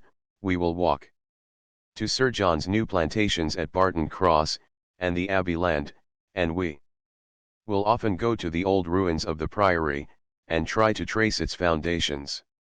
As far as we are told they once reached. I know we shall be happy. I know the summer will pass happily away. I mean never to be later in rising than 6, and from that time till dinner I shall divide every moment between music and reading. I have formed my plan, and am determined to enter on a course of serious study. Our own library is too well known to me, to be resorted to for anything beyond mere amusement. But there are many works well worth reading at the park, and there are others of more modern production which I know I can borrow of Colonel Brandon. By reading only 6 hours a day, I shall gain in the course of a 12-month a great deal of instruction which I now feel myself to want. Eleanor honored her for a plan which originated so nobly as this, though smiling to see the same eager fancy which had been leading her to the extreme of languid indolence and selfish repining, now at work in introducing excess into a scheme of such rational employment and virtuous self-control. Her smile, however, changed to a sigh when she remembered that promise to Willoughby was yet unfulfilled, and feared she had that to communicate which might again unsettle the mind of Marianne, and ruin at least for a time this fair prospect of busy tranquillity. Willing therefore to delay the evil hour, she resolved to wait till her sister's health were more secure, before she appointed it. But the resolution was made only to be broken. Marianne had been 2 or 3 days at home, before the weather was fine enough for an invalid like herself to venture out. But at last a soft, genial morning appeared, such as might tempt the daughter's wishes and the mother's confidence, and Marianne, leaning on Eleanor's arm, was authorized to walk as long as she could without fatigue, in the lane before the house. The sisters set out at a pace, slow as the feebleness of Marianne in an exercise hitherto untried since her illness required, and they had advanced only so far beyond the house as to admit a full view of the hill, the important hill behind, when pausing with her eyes turned towards it, Marianne calmly said, "There, exactly there," pointing with one hand, "on that projecting mound there I fell, and there I first saw Willoughby."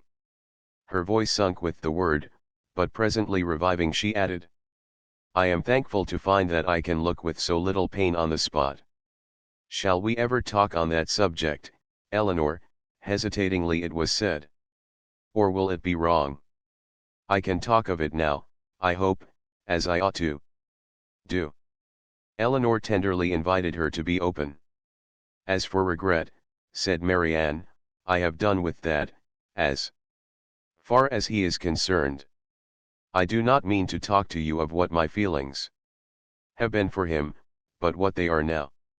At present, if I could be satisfied on one point, if I could be allowed to think that he was not always acting a part, not always deceiving me, but above all, if I could be assured that he never was so very wicked as my fears have sometimes fancied him, since the story of that unfortunate girl." She stopped. Eleanor joyfully treasured her words as she answered, "If you could be assured of that, you think you should be easy." "Yes. My peace of mind is doubly involved in it, for not only is it horrible to suspect a person, who has been what he has been to me, of such designs, but what must it make me appear to myself? What in a situation like mine, but a most shamefully unguarded affection could expose me to?" "How then," asked her sister, "would you account for his behavior?" "I would suppose him, oh, how gladly would I suppose him, only fickle, very, very fickle." Eleanor said no more. She was debating within herself on the eligibility of beginning her story directly, or postponing it till Marianne were in stronger health, and they crept on for a few minutes in silence. "I am not wishing him too much good," said Marianne at last with a Sigh, when I wish his secret reflections may be no more unpleasant than my own. He will suffer enough in them. Do you compare your conduct with his? No, I compare it with what it ought to have been, I compare it with yours. Our situations have borne little resemblance. They have borne more than our conduct. Do not, my dearest Eleanor, let your kindness defend what I know your judgment must censure. My illness has made me think. It has given me leisure and calmness for serious recollection. Long before I was enough recovered to talk, I was perfectly able to reflect. I considered the past. I saw in my own behavior, since the beginning of our acquaintance with him last autumn, nothing but a series of imprudence towards myself, and want of kindness to others. I saw that my own feelings had prepared my sufferings, and that my want of fortitude under them had almost led me to the grave. My illness, I well knew, had been entirely brought on by myself by such negligence of my own health, as I had felt even at the time to be wrong. Had I died, it would have been self-destruction. I did not know my danger till the danger was removed, but with such feelings as these reflections gave me, I wonder at my recovery, wonder that the very eagerness of my desire to live, to have time for atonement to my God, and to you all, did not kill me at once.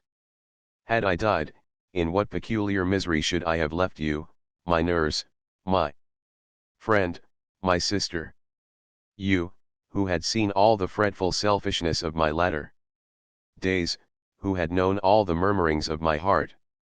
How should I have lived in your remembrance? My mother too. How could you have consoled her? I cannot express my own abhorrence of myself. Whenever I looked towards the past, I saw some duty neglected, or some failing indulged. Everybody seemed injured by me. The kindness, the unceasing kindness of Mrs. Jennings, I had repaid with ungrateful contempt. To the Middletons, to the Palmers, the Steeles, to every common acquaintance even, I had been insolent and unjust, with a heart hardened against their merits, and a temper irritated by their very attention. To John, to Fanny, yes, even to them, little as they deserve, I had given less than their due. But you above all, above my mother, had been wronged by me. I, and only I, knew your heart and its sorrows, yet to what did it influence me? Not to any compassion that could benefit you or myself. Your example was before me, but to what avail? Was I more considerate of you and your comfort? Did I imitate your forbearance, or lessen your restraints, by taking any part in those offices of general complaisance or particular gratitude which you had hitherto been left to discharge alone? No, not less. When I knew you to be unhappy, than when I had believed you at ease, did I turn away from every exertion of duty or friendship, scarcely allowing sorrow to exist but with me, regretting only that heart which had deserted and wronged me, and leaving you, for whom I professed an unbounded affection, to be miserable for my sake. Here ceased the rapid flow of her self-reproving spirit, and Eleanor, impatient to soothe, though too honest to flatter, gave her instantly that praise and support which her frankness and her contrition so well deserved. Marianne pressed her hand and replied, "You are very good. The future must be my proof. I have laid down my plan, and if I am capable of adhering to it, my feelings shall be governed and my temper improved. They shall no longer worry others, nor torture myself. I shall now live solely for my family. You, my mother, and Margaret must henceforth be all the world to me. You will share my affections entirely. Between you, from my home, I shall never again have the smallest incitement to move, and if I do mix in other society, it will be only to show that my spirit is humbled, my heart amended, and that I can practice the civilities, the lesser duties of life, with gentleness and forbearance. As for Willoughby, to say that I shall soon or that I shall ever forget him would be idle. His remembrance can be overcome by no change of circumstances or opinions. But it shall be regulated, it shall be checked by religion, by reason, by constant employment. She paused and added in a low voice, if I could but know his heart, everything would become easy. Eleanor, who had now been for some time reflecting on the propriety or impropriety of speedily hazarding her narration, without feeling at all nearer decision than at first, heard this, and perceiving that as reflection did nothing, resolution must do all, soon found herself leading to the fact. She managed the recital, as she hoped, with address, prepared her anxious listener with caution, related simply and honestly the chief points on which Willoughby grounded his apology, did justice to his repentance, and softened only his protestations of present regard. Marianne said not a word. She trembled, her eyes were fixed on the ground, and her lips became whiter than even sickness had left them. 1,000 inquiries sprung up from her heart, but she dared not urge one. She caught every syllable with panting eagerness, her hand, unknowingly to herself, closely pressed her sister's, and tears covered her cheeks. Eleanor, dreading her being tired, led her towards home, until they reached the door of the cottage, easily conjecturing what her curiosity must be, though no question was suffered to speak it, talked of nothing but Willoughby, and their conversation together, and was carefully minute in every particular of speech and look, where minuteness could be safely indulged. As soon as they entered the house, Marianne, with a kiss of gratitude and these two words just articulate through her tears, "Tell mamma," withdrew from her sister, and walked slowly upstairs. Eleanor would not attempt to disturb a solitude so reasonable as what she now sought, and with a mind anxiously prearranging its result, and a resolution of reviving the subject again, should Marianne fail to do it, she turned into the parlour to fulfill her parting injunction. Chapter Slay. Mrs. Dashwood did not hear unmoved the vindication of her former favourite. She rejoiced in his being cleared from some part of his imputed guilt, she was sorry for him, she wished him happy. But the feelings of the past could not be recalled, nothing could restore him with a faith unbroken, a character unblemished, to Marianne. Nothing could do away the knowledge of what the latter had suffered through his means, nor remove the guilt of his conduct towards Eliza. Nothing could replace him, therefore, in her former esteem, nor injure the interests of Colonel Brandon.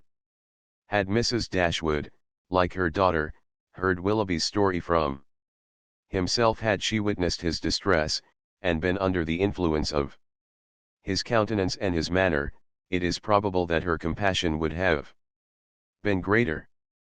But it was neither in Eleanor's power, nor in her wish, to rouse such feelings in another, by her retailed explanation, as had at first been called forth in herself. Reflection had given calmness to her judgment, and sobered her own opinion of Willoughby's deserts. She wished, therefore, to declare only the simple truth, and lay open such facts as were really due to his character, without any embellishment of tenderness to lead the fancy astray. In the evening, when they were all three together, Marianne began voluntarily to speak of him again, but that it was not without an effort. The restless, unquiet thoughtfulness in which she had been for some time previously, sitting her rising color, as she spoke, and her unsteady voice, plainly showed. "I wish to assure you both," said she, "that I see every thing as you can desire me to do. Mrs. Dashwood would have interrupted her instantly with soothing tenderness, had not Eleanor, who really wished to hear her sister's unbiased opinion, by an eager sign, engaged her silence. Marianne slowly continued.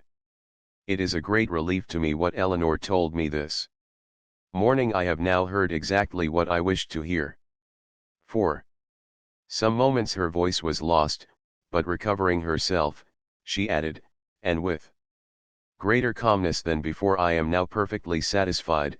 I wish for no change. I never could have been happy with him, after knowing, as sooner or later I must have known, all this. I should have had no confidence, no esteem. Nothing could have done it away to my feelings. I know it, cried her mother. Happy with a man of libertine practices, with one who so injured the peace of the dearest of our friends, and the best of men. No, my Marianne has not a heart to be made happy with such a man. Her conscience, her sensitive conscience, would have felt all that the conscience of her husband ought to have felt. Marianne sighed, and repeated, I wish for no change. You consider the matter, said Eleanor, exactly as a good mind and a sound understanding must consider it, and I dare say you perceive, as well as myself, not only in this, but in many other circumstances, reason enough to be convinced that your marriage must have involved you in many certain troubles and disappointments, in which you would have been poorly supported by an affection, on his side, much less certain. Had you married, you must have been always poor. His expensiveness is acknowledged even by himself, and his whole conduct declares that self-denial is a word hardly understood by him. His demands and your inexperience together, on a small, very small income, must have brought on distresses which would not be the less grievous to you, from having been entirely unknown and unthought of before. Your sense of honor and honesty would have led you, I know, when aware of your situation, to attempt all the economy that would appear to you possible, and perhaps, as long as your frugality retrenched only on your own comfort, you might have been suffered to practice it, but beyond that, and how little could the utmost of your single management do to stop the ruin which had begun before your marriage? Beyond that, had you endeavored, however reasonably, to abridge his enjoyments, is it not to be feared, that, instead of prevailing on feelings so selfish to consent to it, you would have lessened your own influence on his heart, and made him regret the connection which had involved him in such difficulties? Marianne's lips quivered, and she repeated the word selfish, in a tone that implied, do you really think him selfish? The whole of his behavior, replied Eleanor, from the beginning to the end of the affair, has been grounded on selfishness. It was selfishness which first made him sport with your affections, which afterwards, when his own were engaged, made him delay the confession of it, and which finally carried him from Barton. His own enjoyment, or his own ease, was, in every particular, his ruling principle. It is very true. My happiness never was his object. At present, continued Eleanor, he regrets what he has done. And why does he regret it? Because he finds it has not answered towards himself. It has not made him happy. His circumstances are now unembarrassed. He suffers from no evil of that kind, and he thinks only that he has married a woman of a less amiable temper than yourself. But does it follow that had he married you, he would have been happy? The inconveniences would have been different. He would then have suffered under the pecuniary distresses which, because they are removed, he now reckons as nothing. He would have had a wife of whose temper he could make no complaint. But he would have been always necessitous, always poor, and probably would soon have learned to rank the innumerable comforts of a clear estate and good Income is of far more importance, even to domestic happiness, than the mere temper of a wife. I have not a doubt of it, said Marianne, and I have nothing to regret, nothing but my own folly. Rather say your mother's imprudence, my child, said Mrs. Dashwood, she must be answerable. Marianne would not let her proceed, and Elinor, satisfied that each felt their own error, wished to avoid any survey of the past that might weaken her sister's spirits. She, therefore, pursuing the first subject, immediately continued. One observation may, I think, be fairly drawn from the whole of the story, that all Willoughby's difficulties have arisen from the first offence against virtue, in his behaviour to Eliza Williams. That crime has been the origin of every lesser one, and of all his present discontents. Marianne assented most feelingly to the remark, and her mother was led by it to an enumeration of Colonel Brandon's injuries and merits, warm as friendship and design could unitedly dictate. Her daughter did not look, however, as if much of it were heard by her.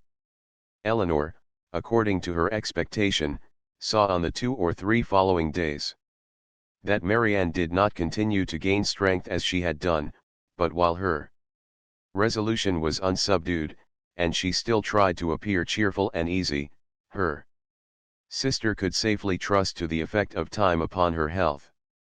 Margaret returned, and the family were again all restored to each other, again quietly settled at the cottage, and if not pursuing their usual studies with quite so much vigor as when they first came to Barton, at least planning a vigorous prosecution of them in future. Elinor grew impatient for some tidings of Edward. She had heard nothing of him since her leaving London, nothing new of his plans, nothing certain even of his present abode. Some letters had passed between her and her brother, in consequence of Marianne's illness, and in the first of John's there had been this sentence: we know nothing of our unfortunate Edward, and can make no inquiries on so prohibited a subject, but conclude him to be still at Oxford, which was all the intelligence of Edward afforded her by the correspondence, for his name was not even mentioned in any of the succeeding letters. She was not doomed, however, to be long in ignorance of his measures. Their manservant had been sent one morning to Exeter on business, and when, as he waited at table, he had satisfied the inquiries of his mistress as to the event of his errand, this was his voluntary communication: "I suppose you know, ma'am, that Mr. Ferrars is married." Marianne gave a violent start, fixed her eyes upon Elinor, saw her turning pale, and fell back in her chair in hysterics. Mrs. Dashwood, whose eyes, as she answered the servant's inquiry, had intuitively taken the same direction, was shocked to perceive by Elinor's countenance how much she really suffered, and a moment afterwards, alike distressed by Marianne's situation, knew not on which child to bestow her principal attention. The servant, who saw only that Miss Marianne was taken ill, had sense enough to call one of the maids, who, with Mrs. Dashwood's assistance, supported her into the other room. By that time, Marianne was rather better, and her mother, leaving her to the care of Margaret and the maid, returned to Elinor, who, though still much disordered, had so far recovered the use of her reason and voice as to be just beginning an inquiry of Thomas, as to the source of his intelligence. Mrs. Dashwood immediately took all that trouble on herself, and Elinor had the benefit of the information without the exertion of seeking it. "Who told you that Mr. Ferrars was married, Thomas?" "I see Mr. Ferrars myself, ma'am, this morning in Exeter, and his lady too, Miss Steele, as was. They was stopping in a chaise at the door of the New London Inn, as I went there with a message from Sally at the Park to her brother, who is one of the post boys."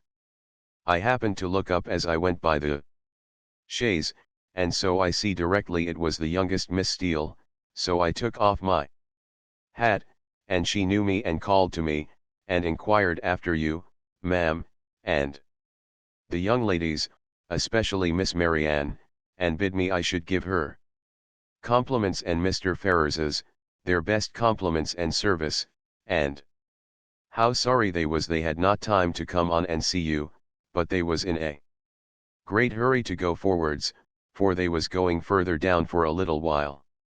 But hows'ever, when they come back, they'd make sure to come and see you. But did she tell you she was married, Thomas?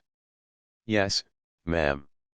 She smiled, and said how she had changed her name since she was in these parts. She was always a very affable and free-spoken young lady, and very civil behaved. So, I made free to wish her joy. Was Mr. Ferrars in the carriage with her? Yes, ma'am, I just see him leaning back in it, but he did not look up. He never was a gentleman much for talking. Eleanor's heart could easily account for his not putting himself forward. And Mrs. Dashwood probably found the same explanation. Was there no one else in the carriage? No, ma'am, only they two. Do you know where they came from? They come straight from town, as Miss Lucy Mrs. Ferrars told me. And are they going farther westward? Yes, ma'am, but not to bide long. They will soon be back again, and then they'd be sure and call here. Mrs. Dashwood now looked at her daughter, but Eleanor knew better than to expect them. She recognized the whole of Lucy in the message, and was very confident that Edward would never come near them. She observed in a low voice, to her mother, that they were probably going down to Mr. Pratt's, near Plymouth. Thomas's intelligence seemed over. Eleanor looked as if she wished to hear more. Did you see them off, before you came away? No, ma'am, the horses were just coming out, but I could not bide any longer, I was afraid of being late. Did Mrs. Ferrars look well? Yes, ma'am, she said how she was very well, and to my mind she was always a very handsome young lady, and she seemed vastly contented.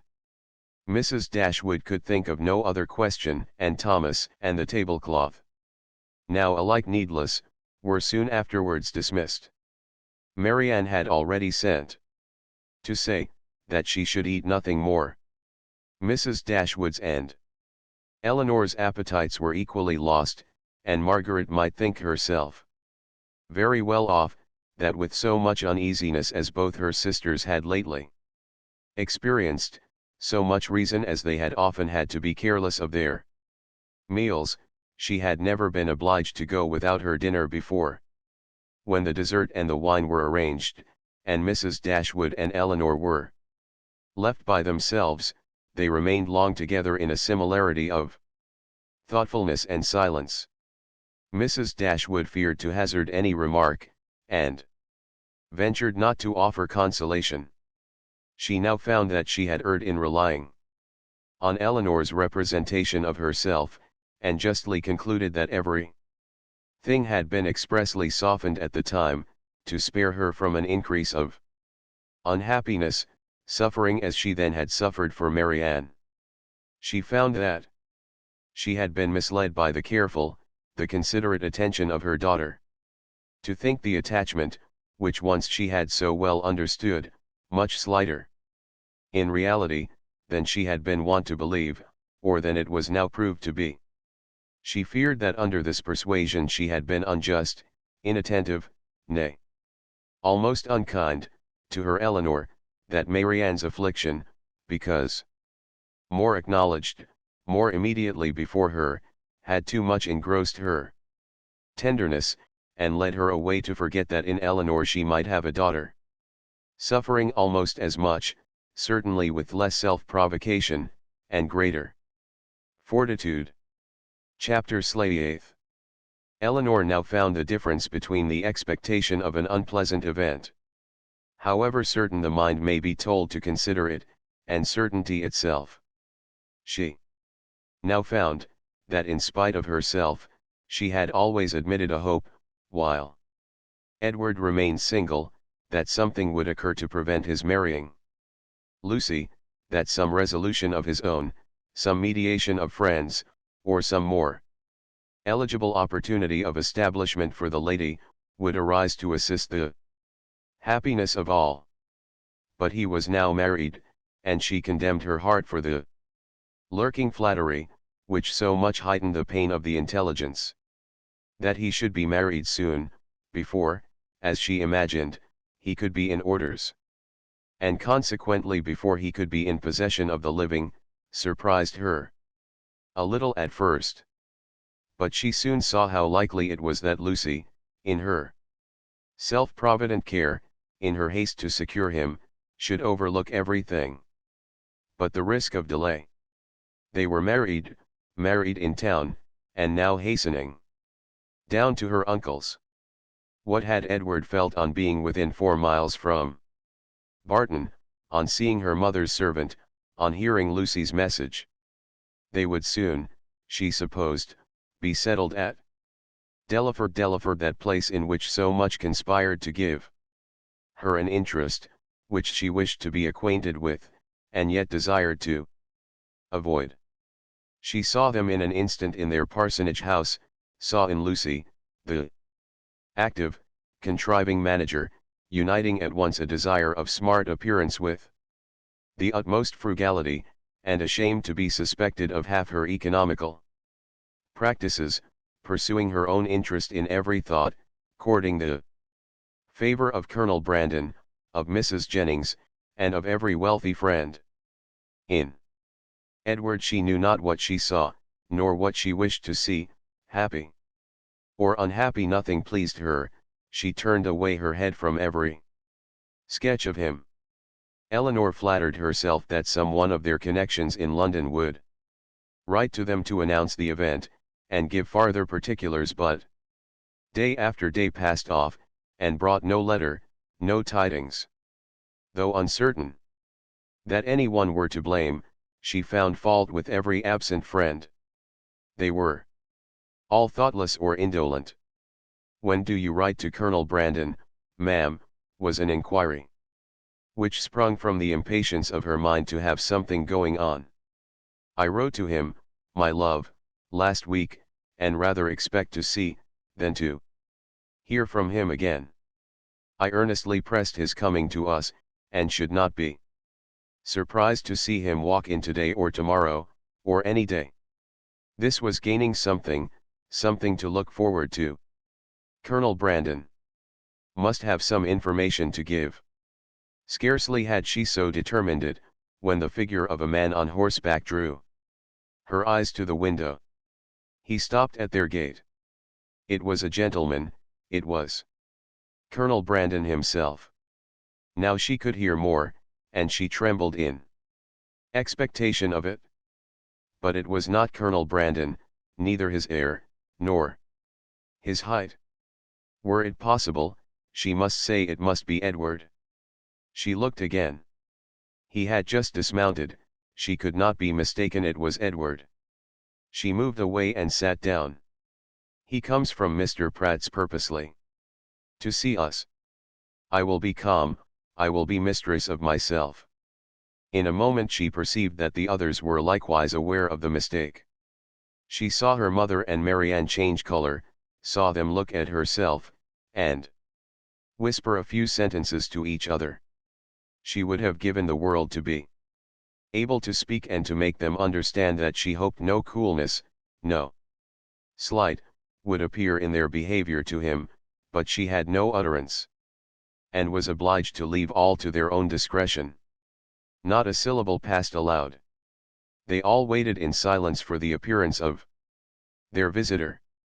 His footsteps were heard along the gravel path, in a moment he was in the passage, and in another he was before them. His countenance, as he entered the room, was not too happy, even for Eleanor. His complexion was white with agitation, and he looked as if fearful of his reception, and conscious that he merited no kind one.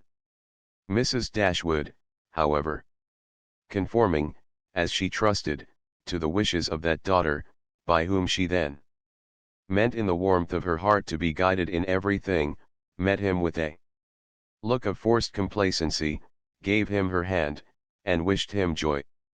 He colored, and stammered out an unintelligible reply. Eleanor's lips had moved with her mother's, and, when the moment of action was over, she wished that she had shaken hands with him too. But it was then too late, and, with a countenance meaning to be open, she sat down again and talked of the weather. Marianne had retreated as much as possible out of sight, to conceal her distress, and Margaret, understanding some part, but not the whole of the case, thought it incumbent on her to be dignified, and therefore took a seat as far from him as she could, and maintained a strict silence. When Eleanor had ceased to rejoice in the dryness of the season, a very awful pause took place. It was put an end to by Mrs. Dashwood, who felt obliged to hope that he had left Mrs. Ferrars very well. In a hurried manner, he replied in the affirmative. Another pause. Eleanor, resolving to exert herself, though fearing the sound of her own voice, now said, "Is Mrs. Ferrars at Longstaple?" "At Longstaple," he replied, with an air of surprise. "No, my mother is in town." "I meant," said Eleanor, taking up some work from the table, "to inquire for Mrs. Edward Ferrars." She dared not look up, but her mother and Marianne both turned their eyes on him.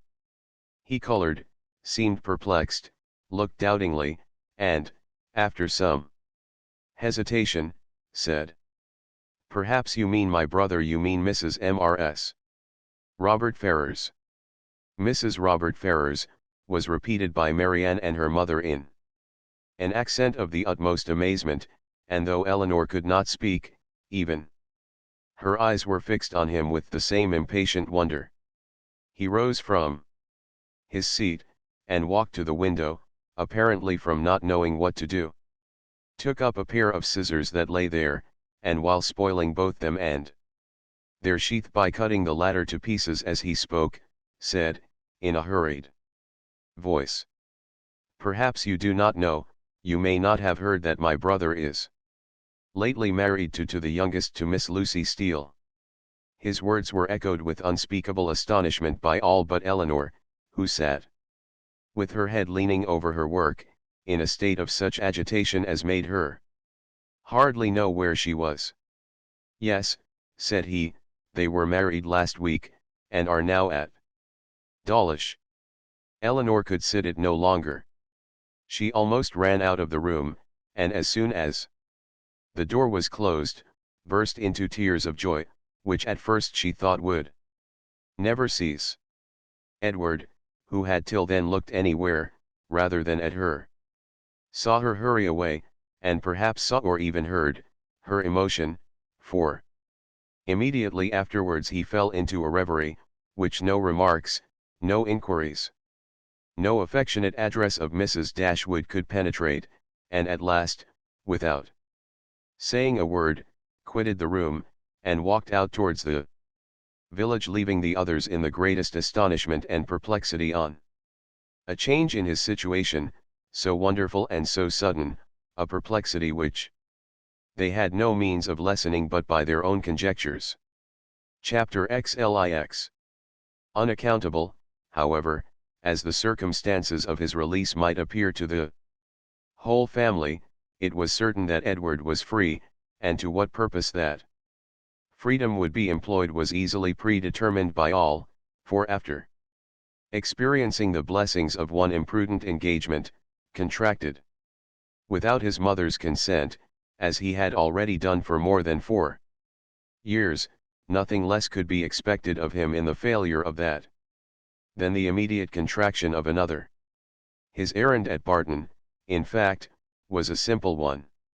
It was only to ask Eleanor to marry him, and considering that he was not altogether inexperienced in such a question, it might be strange that he should feel so uncomfortable in the present case as he really did, so much in need of encouragement and fresh air. How soon he had walked himself into the proper resolution, however, how soon an opportunity of exercising it occurred, in what manner he expressed himself, and how he was received, need not be particularly told. This only need be said, that when they all sat down to table at 4 o'clock, about 3 hours after his arrival, he had secured his lady, engaged her mother's consent, and was not only in the rapturous profession of the lover, but, in the reality of reason and truth, one of the happiest of men. His situation indeed was more than commonly joyful. He had more than the ordinary triumph of accepted love to swell his heart, and raise his spirits.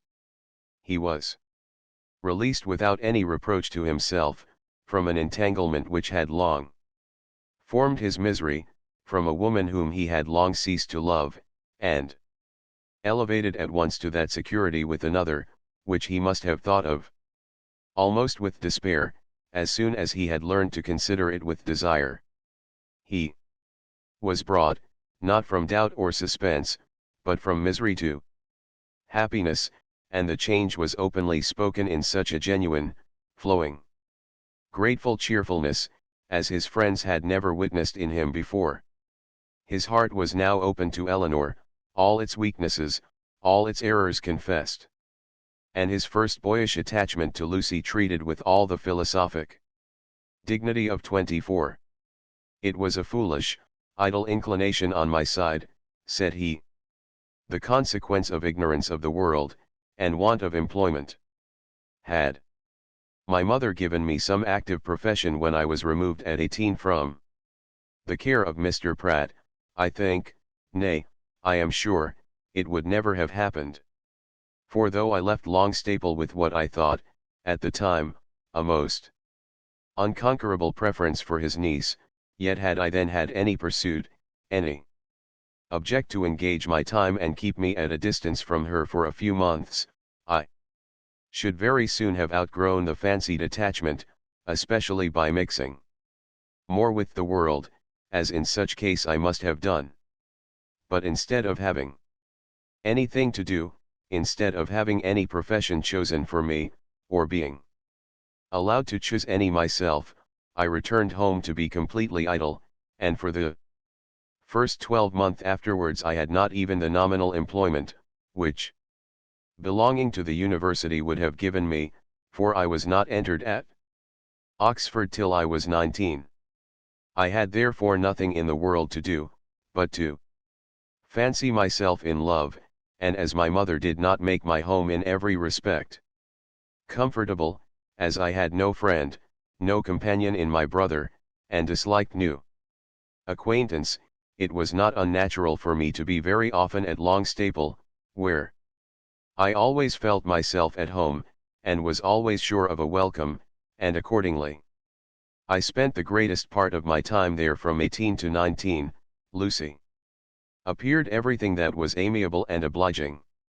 She was pretty too, at least I thought so then, and I had seen so little of other women, that I could make no comparisons, and see no defects.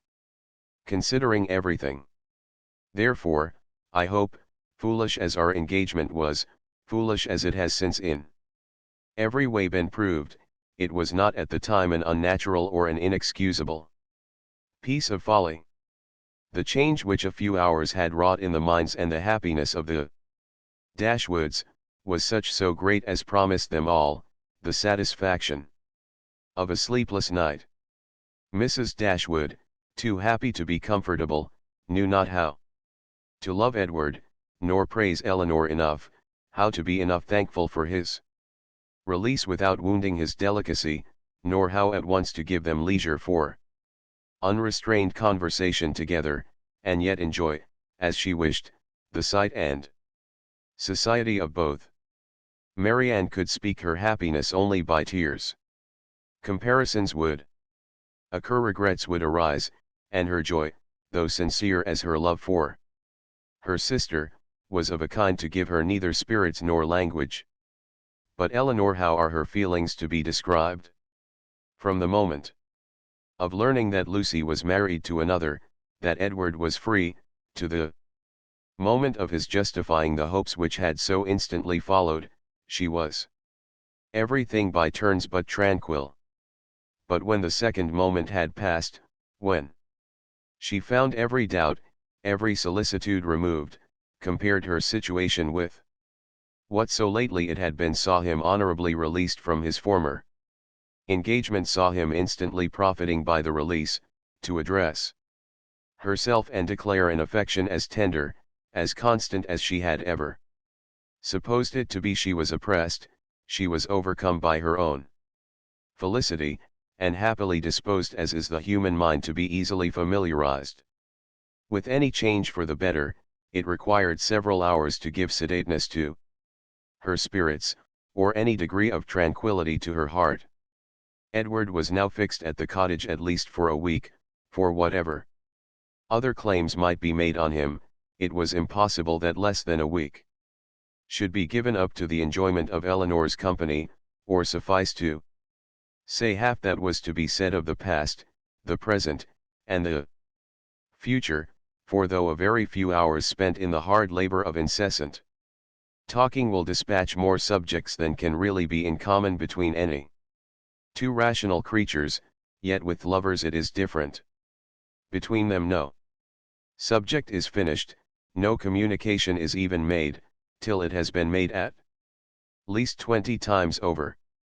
Lucy's marriage, the unceasing and reasonable wonder among them all, formed of course one of the earliest discussions of the lovers, and Eleanor's particular knowledge of each party made it appear to her in every view, as one of the most extraordinary and unaccountable circumstances she had ever heard.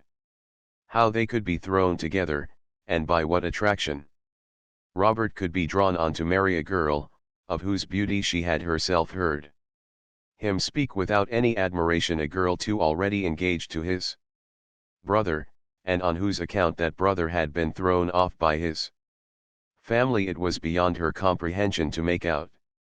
To her own heart it was a delightful affair, to her imagination it was even a ridiculous one, but to her reason, her judgment, it was completely a puzzle. Edward could only attempt an explanation by supposing that, perhaps, at first accidentally meeting, the vanity of the one had been so worked on by the flattery of the other, as to lead by degrees to all the rest. Eleanor remembered what Robert had told her in Harley Street, of his opinion of what his own mediation in his brother's affairs might have done, if applied to in time. She repeated it to Edward.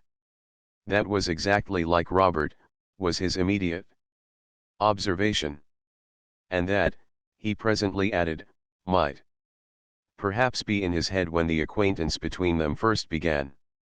And Lucy perhaps at first might think only of procuring his good offices in my favor. Other designs might afterward arise. How long it had been carrying on between them, however, he was equally at a loss with herself to make out, for at Oxford, where he had remained for choice ever since his quitting London, he had had no means of hearing of her but from herself, and her letters to the very last were neither less frequent, nor less affectionate than usual. Not the smallest suspicion, therefore, had ever occurred to prepare him for what followed, and when at last it burst on him in a letter from Lucy herself, he had been for some time, he believed, half stupefied between the wonder, the horror, and the joy of such a deliverance. He put the letter into Eleanor's hands. Dear Sir, being very sure I have long lost your affections, I have thought myself at liberty to bestow my own on another, and have no doubt of being as happy with him as I once used to think I might be with you, but I scorn to accept a hand while the heart was another's. Sincerely wish you happy in your choice, and it shall not be my fault if we are not always good friends, as Our near relationship now makes proper. I can safely say I owe you no ill will. And am sure you will be too generous to do us any ill offices. Your brother has gained my affections entirely, and as we could not live without one another, we are just returned from the altar, and are now on our way to Dawlish for a few weeks, which place your dear brother has great curiosity to see, but thought I would first trouble you with these few lines, and shall always remain your sincere well-wisher, friend, and sister, Lucy Ferrers. I have burnt all your letters, and will return your picture the first opportunity. Please to destroy my scrawls, but the ring with my hair you are very welcome to keep. Eleanor read and returned it without any comment. I will not ask your opinion of it as a composition, said Edward, for worlds would not I have had a letter of hers seen by you in former days. In a sister it is bad enough, but in a wife, how I have blushed over the pages of her writing, and I believe I may say that since the first half year of our foolish business this is the only letter I ever received from her, of which the substance made me any amends for the defect of the style. However it may have come about, said Eleanor, after a pause, they are certainly married. And your mother has brought on herself a most appropriate punishment. The independence she settled on Robert, through resentment against you, has put it in his power to make his own choice. And she has actually been bribing one son with 1,000 a year, to do the very deed which she disinherited.